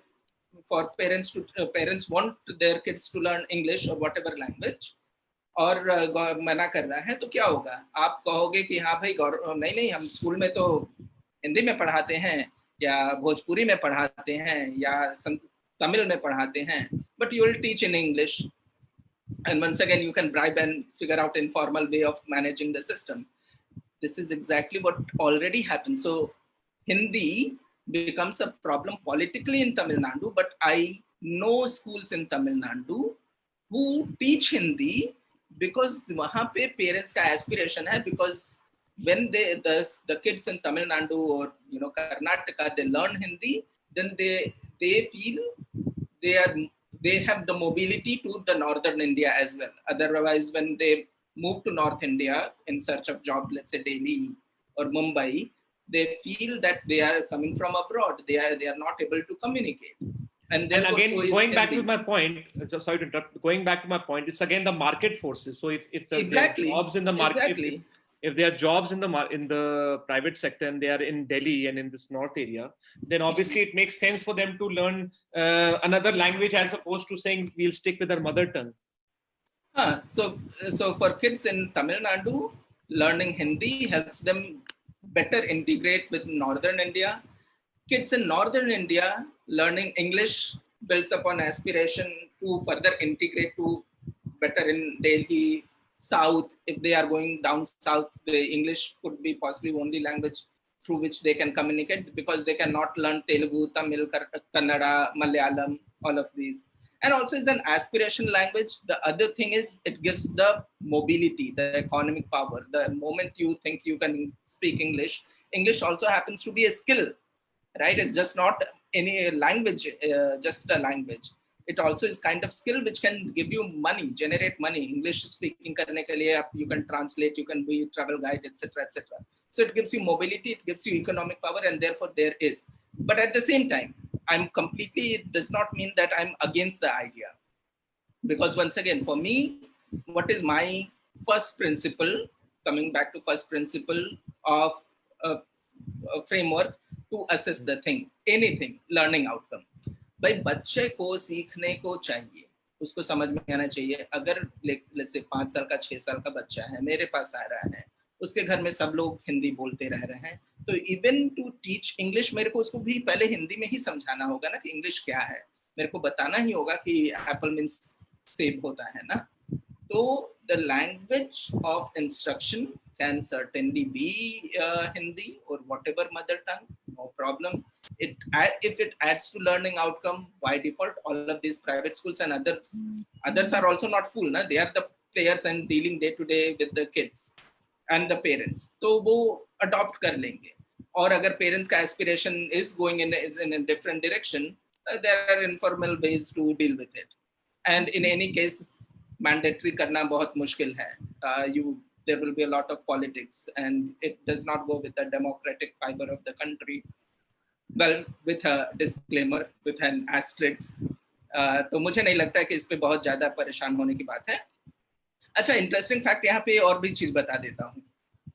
One of the reasons now the government has realized that the reason for declining enrollment in government school is because they teach in local language.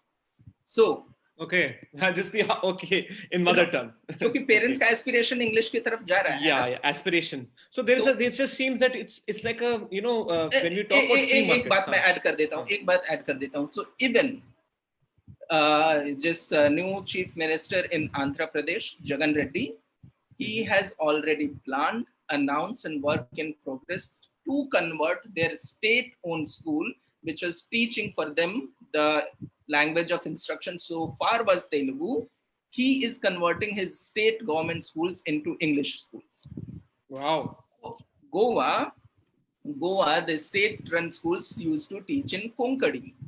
Now they are converting, and many of them have already converted into English schools. I think one of these, either Himachal or Uttarakhand, they have converted their state schools into English schools. And in fact, last time when I went to Goa, I met some of the people from low-cost private schools, and they were worried. Their worry was that now government is running English schools, and therefore they are losing enrollment, right? So their understanding was we are getting now lesser enrollment, and the government is getting back.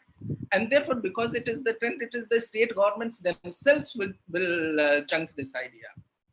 Though, once again, I'm not saying that teaching in mother tongue is bad. I mean, if I learned the English language later on in my life, till Right. 5th or 6th, I didn't know English as a language. I was educated in Hindi as a medium of instruction. So बच्चे को I समझ think में आना it was चाहिए. good for you to get mother tongue language in the first thing. And I think it really added you. In fact, my So own you work, turned out okay. Maybe we should have mother tongue as our main my language. own experiences. Once there was a friend of mine whose English was not as good at one point of time, and he asked me कि भाई मैं क्या करूँ improve करने के लिए. मैंने बोला कि भाई तू पहले अपना हिंदी improve कर. Thing is, when you have good command over any language, then the second language you can learn better, because then you understand syntax, grammar, क्या होता है, vocabulary, आपका word power. अब मैं बोलता हूँ, उसको मैंने बोला एक word, तो उसने बोला कि मैं इंग्लिश इंप्रूव करने के लिए बोल रहा हूँ, तो बोल रहा मैं हिंदी इंप्रूव कर. मैंने बोला कि अच्छा ये बता, कृतज्ञता हिंदी में ये वर्ड कभी यूज किया है कृतज्ञता? बोला नहीं. मालूम है क्या होता है? नहीं. तो इसीलिए हिंदी पहले इंप्रूव, तभी तो उसका इंग्लिश पार्ट क्या है you would know. Otherwise you would never know that integrity means कृतज्ञता. So you would not mean integrity. अगर मैंने बोला भी तो यू वुड नॉट मीन कि भाई इसका मतलब क्या होता है. I've got some friends of mine who basically I have an Australian friend of mine, and he cannot say th. कठोर या उसको ठ या भारत को भा, he'll say Bharat. He'll not say Bharat, bha. Bha will not come out, roll out of his tongue. So yeah, I think there's a lot of I do see some points in having a mother tongue. I think I see where they're coming from, and I see that there is some benefits to that. Now again, going back to the first principles idea, that it should be the market should pull you in that direction.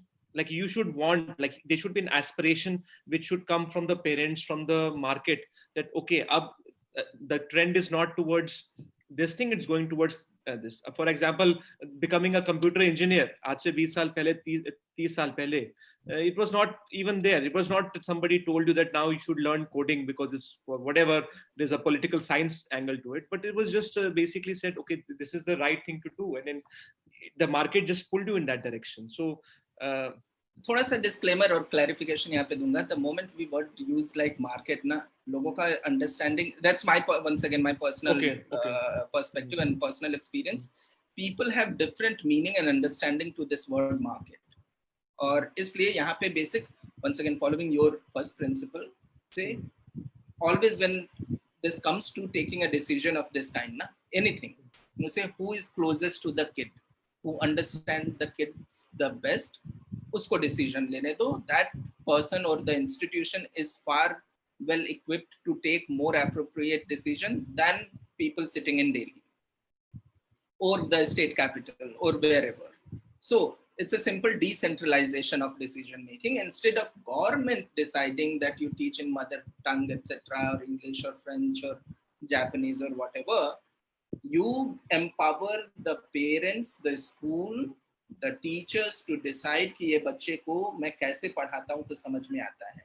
वो हिंदी में आता है, वो नाच के पढ़ाता हूँ, या इस भाषा में पढ़ाता हूँ, या कार्टून बना के ड्राइंग में और साइन लैंग्वेज में पढ़ाता हूँ, तो उसको वैसे पढ़ाने दो. So there has to be decentralization, devolution of decision making to the school level, parents level, teacher level, rather than capital level.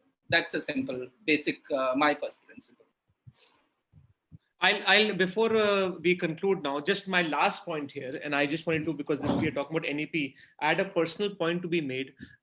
So a couple of years ago, they came up with CCE, and they said, okay, we'll do continuous, evaluation of students. And obviously at Sunbeam, we try to do CCE. What we realized was that our teachers resource center, where teachers were, they had to do syllabus designing and lesson planning. Their job ended up spending a lot of time clerical work on assessments, which we felt. So it seemed that even if you have very good intentions and you want to do away with the board exams and do away with marking criterias, basically having a more emphasis on formative assessment as opposed to like board examination, because examination में stress बहुत होता है. I mean, I think that seems to be a very progressive idea कि बच्चों को stress नहीं देना है, and you should have don't have too many summative assessments, you don't have board examination, have like continuous evaluation. My take on that issue was, and I feel that this is the right platform because and the right moment for that. My whole issue is that but kids should be in a habit of being under stress, because what you see that they have said that the children will be giving exams, they will be now giving not exams each year, but they'll be giving in at ages 5 in classes. Hang on, what is this? Three, Yeah, in five, eight. classes 3, 5, 8. Okay, so there'll be no exams in class 1, 2, 4, 6, 7. Okay, and I don't know about 9 and 11. I don't know what they say about 9, 11. So my point being that stress is just from personal experience, that you become good at something by doing it continuously. So if the children are not used to handling stress, and if they spend 2-3 years of their formative years not, how will you orient them ki they will look at a class 3 exam as a board exam? Then अगर इसी तरह चलेगा तो वो जो बच्चे ने आज तक एग्जाम नहीं दिया है क्लास 2 तक में, तो उसके लिए पहली बार क्लास 3 में एग्जाम देना, it will be like a board परीक्षा. So it puts a lot of pressure. So I feel that children should be in a habit of being stress tested. I mean, that's just my personal opinion on that. That if children have to be, if they have to go through the grind, they have to learn from very early age that there will be a consequence. You can fail. I know nobody really fails early on. No, children don't really fail early on. But that stress, I feel it's important. Otherwise, they go into panic attack, and a lot of kids these days, they are having a lot of depression issues and panic attack issues. And I feel that a lot has to do with the environment not cultivating that thing from early on. Bachpan se, if you get into a habit of giving exams, then when you have to give the big exams, you can, do it casually. You don't have to make a mountain out of a mole. See, I would have slightly different view here. One thing is, yes, our instinctual, by instinct, our response to all this kind of problem happens to be that you train more. And this is how actually we have been brought up. That whenever it is problems, you don't have to be afraid of the problem, you deal with it, right? And the more you deal with it, you become more used to it, and then problem does not really look like a problem next time because you know how to solve it, right? And that also builds up the mental strength in you. Instead of being so weak as an emotional or psychologically or socially, you actually know how to deal with situation and people and emotions and everything. Yet, I would reserve my comment here because I am not a I have no strength in understanding the psychology or human mind and brain and etc. how they think and whether this approach is right or wrong. And therefore, though it is also goes with my initial basic thinking, but I have not done deeper thinking and not any studies and reference. So I would restrict myself to comment on this. But what I can comment on, once again, the policy aspect of CCE. Where does CCE come from? CCE actually had to be evolved from the no detention policy. Where is no detention policy? Under Right to Education Act. And where does Right to Education Act come from? Interesting thing is, so the idea of right to education has always been there in all the policy documents, all the 3 documents. Interestingly, when there was this constituent, the Constitution Drafting Committee, when those people were drafting and creating the Constitution of India, that time also they debated on this idea of right to education. And the thinking was now this country, which is having a new model of governance, which has never been kind of tried in India. It's a democratic new institution where we are possibly the country which accepted universal franchise, meaning each one votes one. Each one has the one right to one vote, and that requires a very educated society. And because it's under the constitutional framework, right from the beginning, then people thought for that people need to be educated to understand their rights and duties and responsibility, and then only this democratic system will function. Otherwise, अगर ये भेड़ चाल है, इधर blind people हैं, then the democracy would not work. And therefore education, and therefore people debated education. And there was a debate, a submission to make it a fundamental right in the constitution itself. But at that point of time, people realized it will be only a paper right, because at that point of time, the state has very less capacity. तो पैसा था नहीं, तो हम करेंगे कैसे, करने के लिए है नहीं, तो अभी इसको नहीं करते हैं. And therefore this idea has stayed. But in the modern framework, ये 2009 में कैसे आया है, जहाँ पे I want to give you further more clue. इस पे मैंने I see the link, but I have not done too much of cross reference studies. This is one disclaimer. But India in year 2000 was one or some, when the MDG came, Millennium Development Goals came, and MDG, Millennium Development Goals, had one goal which was on education, the universal access to education. MDG, okay. MDG, Millennium Development Goal. Now it has become SDG, Sustainable Development Goal. So the MDG, which was like a Millennium Development Goal by UN, United Nations, it was passed, and one of the goals was universal access to universal education. मतलब सबको education मिलना चाहिए. And India is also one of the signatories to the document. So भाई, क्योंकि UN में universally मैंने promise किया है कि मैं अपने यहाँ पे 100% population को education दूंगा, उनको literate बनाऊंगा. ये मेरा promise मैंने करके आया हूँ. अब आपको उस promise को fulfill करने के लिए भी कुछ करना था. And that is why actually that is the core idea जहाँ से RTE flow होता है. क्यों? Right to Education Act केवल इंडिया में नहीं है. Now roughly there are 116 plus countries में Right to Education Act है, और इन सब countries में year 2005 के बाद ही आया है. So what I'm saying, when the Millennium Development Goal happened, all of these countries signed. They had to go back to their country, do something to say or ensure. So it's that like what happened with the polio, and they tried to do that in the 1970s. Like just trying to eradicate polio and smallpox. Could be. I have not gone into health issues. I mean, this is the educational but, aspect of that. Yeah. And thereafter, all these countries, when they came back, they started doing something. India drafted its own Right to Education Act. Pakistan mein bhi hai, Bangladesh mein bhi hai. In fact, last 1 year, I worked in Afghanistan. Yeah, I saw some of your WhatsApp posts. Yes. I was wondering what you did in Afghanistan for that last 1 or 2 years. And they have an act which was passed in 2008. There also they say between the age of 6 to 14, सबको 100% free and compulsory education होना चाहिए. भले वो दे पा रहे हैं या नहीं दे पा रहे हैं, that is a different thing. Okay, so the act is there. Anyways, so Right to Education Act draft हुआ. And through that, you want, what is the objective aim? 100% universal education. Now, when you have this machinery which does not deliver, right?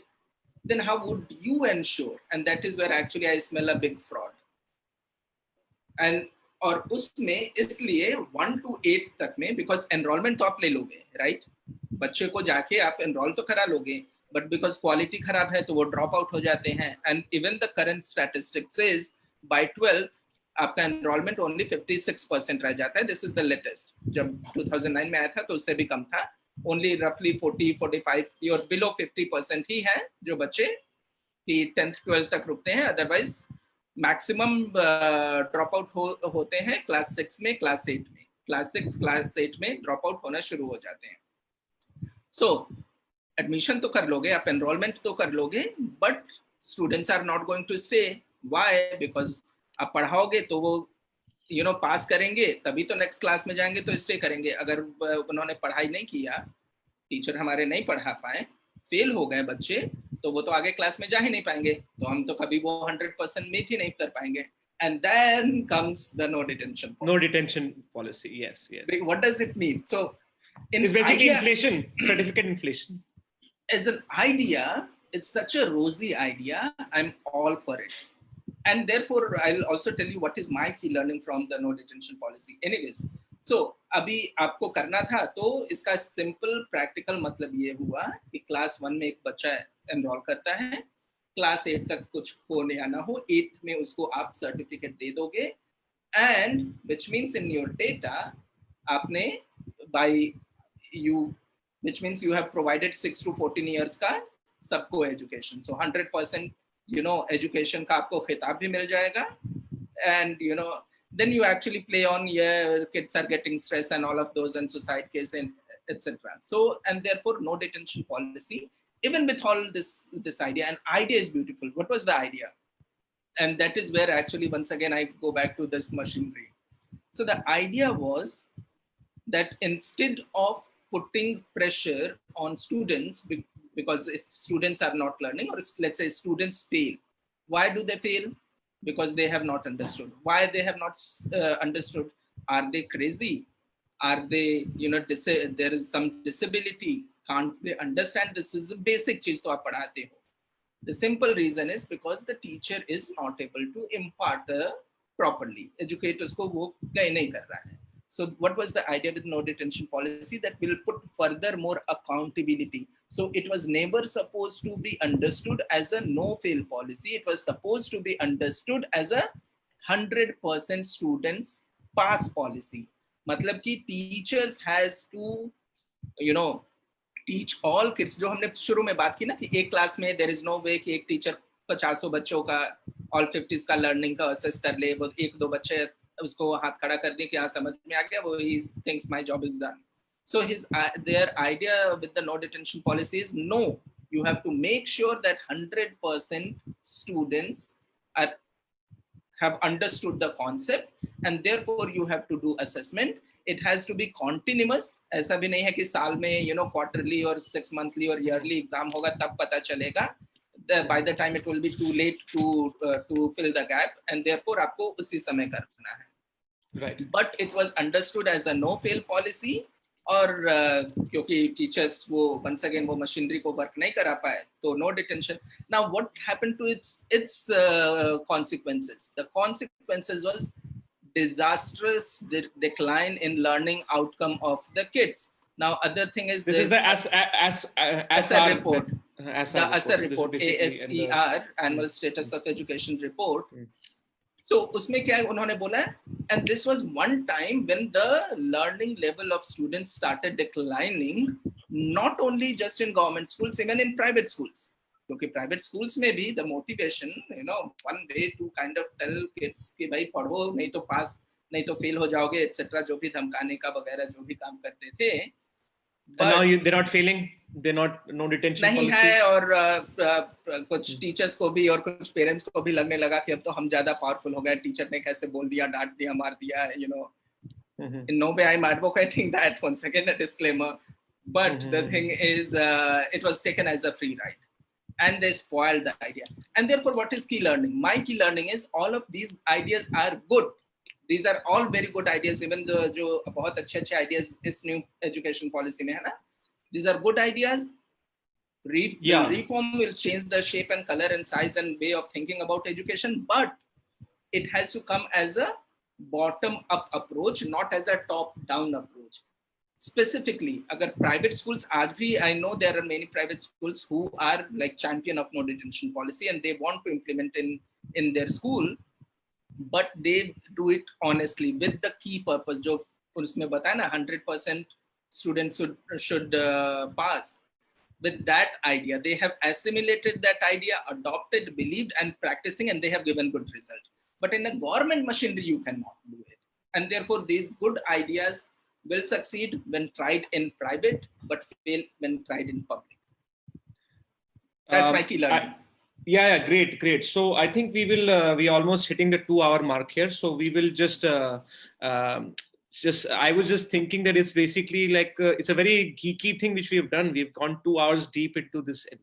We have not been on the surface, and we have really gone into the deep. And thank you so much for all our attendants who have, attendees who have attended this on Zoom and on Facebook, because I feel that it takes a lot of courage to look at some of the things which are under the carpet. I feel that it's not that we don't. I think it's a good thing which we have done, because I'm still positive. I think what the NAP, the positive, I'll look at the positive NAP, is that what they have done is that they've, and this is what Roshan, I was in discussion with Roshan Gandhi also when we were talking, and he said that this is a vision document. And I do like the idea that they have, for the first time, they have incorporated some progressive thinkers who have tried to, at least on the pedagogy angle, they've tried to make something positive changes on that.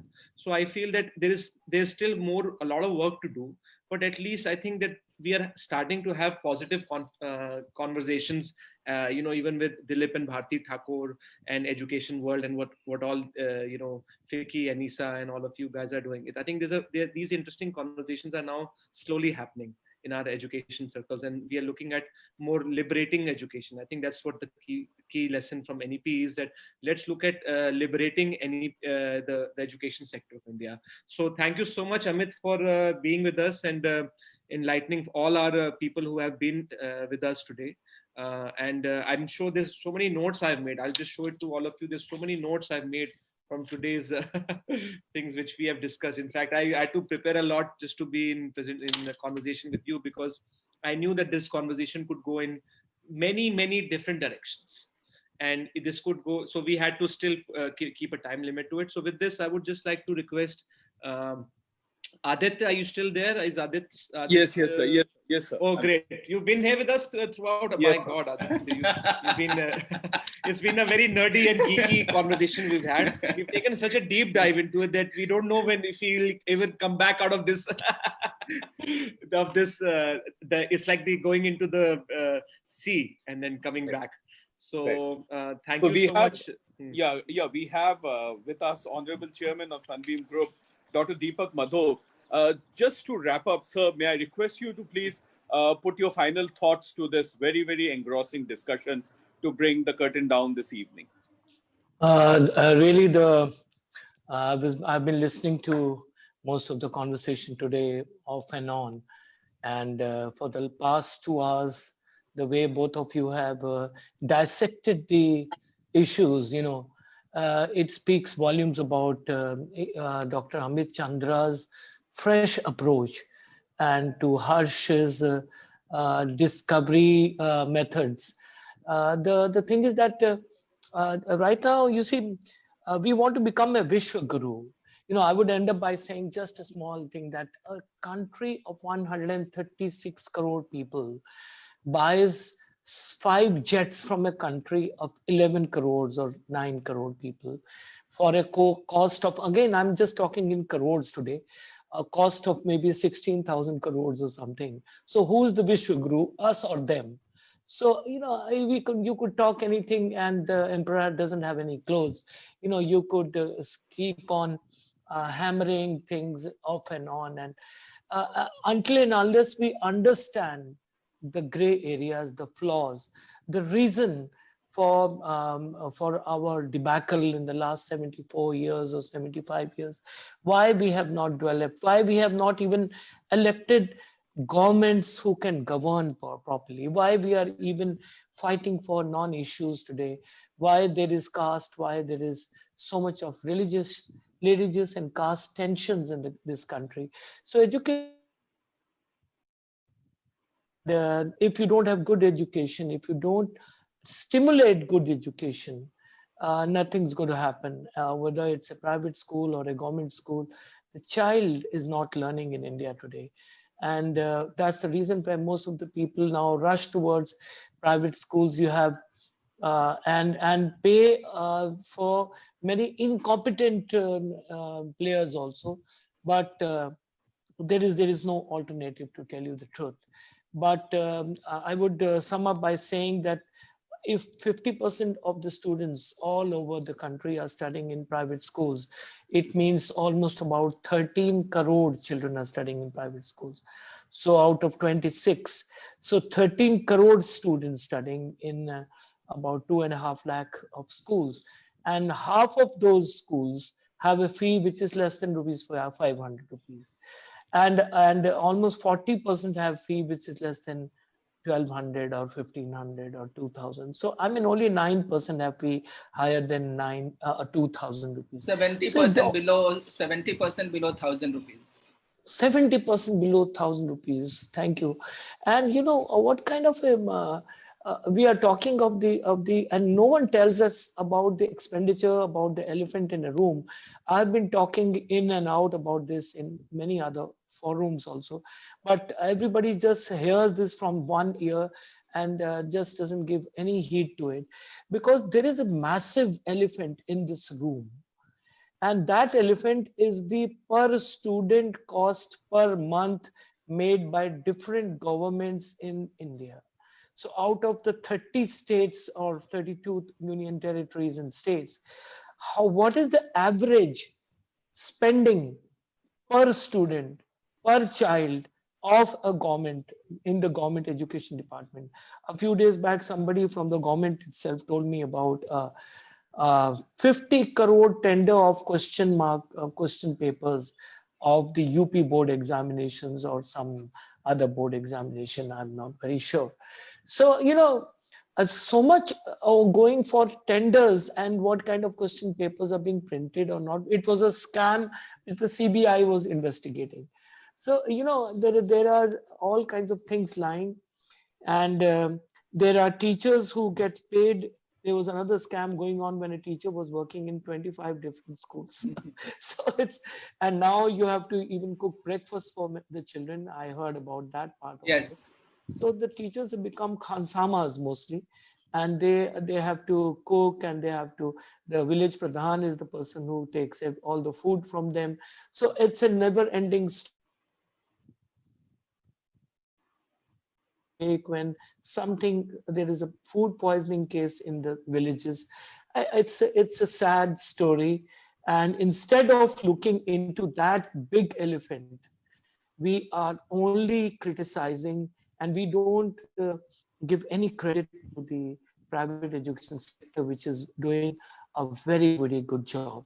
So thank you so much, and I would take this opportunity to thank NISA, because NISA has started. I was with Mr. Kulbhushan Sharma, who is the dynamic president of NISA, and I was telling him that you must get out of 2.5 lakh schools of India, get a common thread, and let's get almost 60 or 70 or 80% schools together in NISA. And we can all be there on one platform. You be a school of 500 rupees fee or a school of 50,000 rupees per month, but doesn't matter. You are a school, you are imparting education, and let's all stand together. And in some way, I was always telling them, write letters to all the lawmakers of the country. Your thoughts, especially Dr. Amit Chandra, why don't you condense them into some kind of a nice letter? You can write to all the MLAs, MPs, all the ministers, because you see the NAP is going to go down to all the state assemblies now. So Yes. you have to tell them about this elephant in the room. You have to tell them about the dust under the carpet, with Harsh very rightly said, you're picking it up. So why don't you condense everything in 2 pages? Because nobody reads more than 1 or 2 pages. You're right. And write Yeah. to everyone. Keep on writing to them. NISA should write a letter every week to all the lawmakers of India and tell them about this. What are you doing? For instance, in Uttarakhand, the budget of the education department, 93% goes in salaries. Yes. And That's very right. the dwindling number of in Missouri, it has come down to 15 to 20% hill children. Hill children also don't want to go to private this public schools now. I mean the government schools now. So you could write to them Mm-hmm. and keep on pushing this agenda of DBT also. The DBT is such an excellent idea, direct benefit coupons and all that transfer. So let the benefit of the RTE go to them. And already is political policy. People love to do political things in education arena. Like I always end my conversation by saying that a good politician does everything for the next election, and a good statesman does everything for the next generation. So where do we have anybody doing anything for the next generation? Where is the learning outcomes being measured? Where are the schools? Where are you failing children who refuse to? And the children have become, the parents have become so emboldened that sometimes they want education at the rate of the government schools. I'm totally free, if you want to say that. And they want it in private schools also. So the private school has to give them education on their terms. that can't be done. And very soon the present scenario is going to snowball into something I fear. And very soon many schools are facing closure. A Yes. lot of schools in 1 month, 15 days are facing closure. A lot of budget schools have already closed down in many district centers and many smaller cities and towns and tier 3, tier 4 cities. So write to them, please. Send your ideas. Keep on having these wonderful discussions. And all of you, I especially like the Young Turks ideas which you had. And you had Roshan, you had Bharati and Thakure, and I mean, so Dilip Thakure the other day was saying, I was amazed. Their standard was better than ours. I said, yeah, they were so good, incisive. And then you had Kushank speak so well that day. So all the and Roshan speaks so well. Everyone was top grade. So you can do a repeat of such young minds, because they are the leaders of tomorrow. And keep hammering at NISA should go great guns.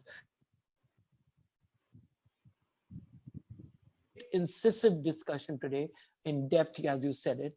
Thank you so much, and especially to Aditya sir, and for everyone who was here in this, all the attendees, like Harsh said.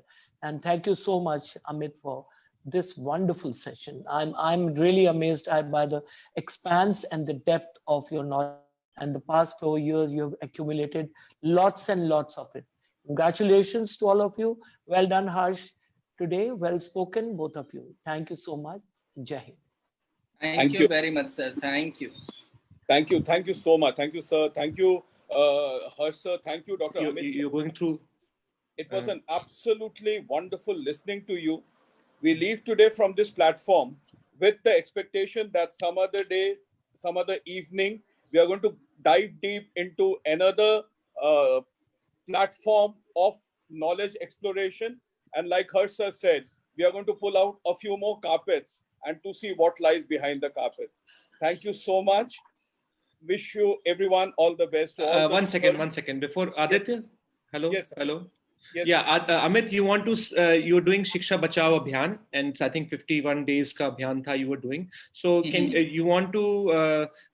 If people want to follow that, because right now we don't have time, but how can I'll they just follow take about 1 Shiksha? minute. 1 minute, and it actually leads to what Mr. Deepak Madhok sir has already said.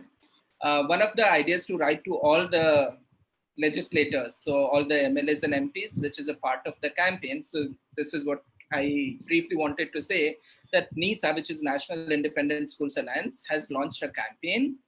It's called Shiksha Bachao campaign. So it talks about the education mess that we were kind of trying to decode today, taking some of these ideas. And one of the important thing is ultimately the child has to be benefited. The government certainly has the mandate to provide and has the finance and responsibility. There is some efficiency in private sector. So government, which is already spending such a huge amount, for an example, in case of Delhi, I said the Delhi government spends roughly 84,000 rupees per child per year, which comes roughly 7,000 rupees per child per month, which happens to be a very decent amount. If this can be given in form of as a direct benefit transfer in form of a voucher, it's voucher like a credit card with all the security measures to each child, and then the child will have choice to go to a school wherever he feels that this school gives me the best learning outcome. Here, this is where I wish to go. So this will not actually, this will give much meaning to Right to Education Act, already existing Right to Education Act, because it will economically empower, and it will empower to choose, right? At the moment, someone else is choosing the school for the kid, which may be most appropriate or not, but give this power to the parents and kid to make the decision. And therefore, we are advocating adopting DBT, direct benefit transfer in education. So specifically for this pandemic situation. So the idea is, if Government of India working with the state governments could give each child up to, not 30,000, but up to rupees 30,000 per child for a year. This will also give the stimulus for the schools which are already under deep financial stress. And as Deepak Madhok ji has already said, many of schools might close down, which will do once again big loss for the education for the children of the country. So this is where. And as a part of the campaign, yes, we are writing to all the MLAs, MPs, including the Prime Minister of India, and the letter to Prime Minister of India has already said, or has already gone. So I would request all your audience to join the campaign. To join the campaign, what you simply have to do is, NISA has a Facebook page and Twitter also on Instagram. You just like and follow. We will link all it. the information. We will link it. Is all this the link, information will flow. Is this also linked to your Facebook page, Amit? Because Mr. Thomas had spoken, so I think Anthony Thomas. So I'm Yes. guessing it's being it's being broadcasted simultaneously on your NISA's page also. Hopefully, I have not checked it. That was the idea. But so simply follow the NISA Facebook page and the Twitter handle. We are also on Instagram. We are also on Telegram. And this is way to connect. And then all the information, material, content, updates, activities, how can you can join, all the information will flow into you. Great. Thank you very much. This has been more than 2.5 hours long discussion. Yeah. And therefore, I don't want to bore people anymore. No, that's fine. I was just going to say Krishank is here also. And Krishank we were together in the webinar. And he says, people forget that they are paying for twice for the same thing. Once to the government and once to us. So actually, on that, this is also one of my favorite Thank you, comments. Krishank. I say not twice. I say 5 times. 5 times. 5 times. RTE ke baad. Yes. Because why? Already I have paid tax for जहाँ पे मेरे को free में मिलना चाहिए था, right? Then I'm not satisfied. Then I'm going to private school. So second time I'm paying. Third time, when the Sarva Shiksha Abhiyan came, or Right to Education Act, there is something else came, which is called cess on education, which goes on your education, 0.5% cess. This is the third time you are paying. Fourth, then you are also, because school also has these formalities and schools are actually not liberated. They are chained and therefore they have to do a lot of administrative thing to comply. And therefore, where you send your kid once again to the tuition center, right? Tuition center, and now the edtech companies also have come. So additional, you are also buying a Baiju and something of that kind. So 4 or 5 times you are paying. The student, right from the waking up till late in the evening until they sleeps, all he has to do is study. And there is nothing, almost no life beyond the books and tabs and educational content. So there are many more things to happen. So we will take another topic. We'll take another topic. We've had 2 hours, and I'm guessing we can take many threads to it. So on this note, I would like to thank you once again, Amit, for being with us. And we will pick more topics if we get more traction. I think we'll have a cult following, hopefully, among the geeks, the people who are really geeking it out. We'll have a cult following, and hopefully we can pick up some more specific topics so that we can be a little bit more, as opposed to something varied. Talk about macro thing. We can be more specific, content maybe have like 1 hour format, which will probably be, more digestible by people. So by mainstream. Yes. Okay. Thank you, dear. It has been great. Yeah. It has been lovely conversation. Thank you very, very much. Thank you, Amit. Take care. Thank Bye. you. Bye-bye.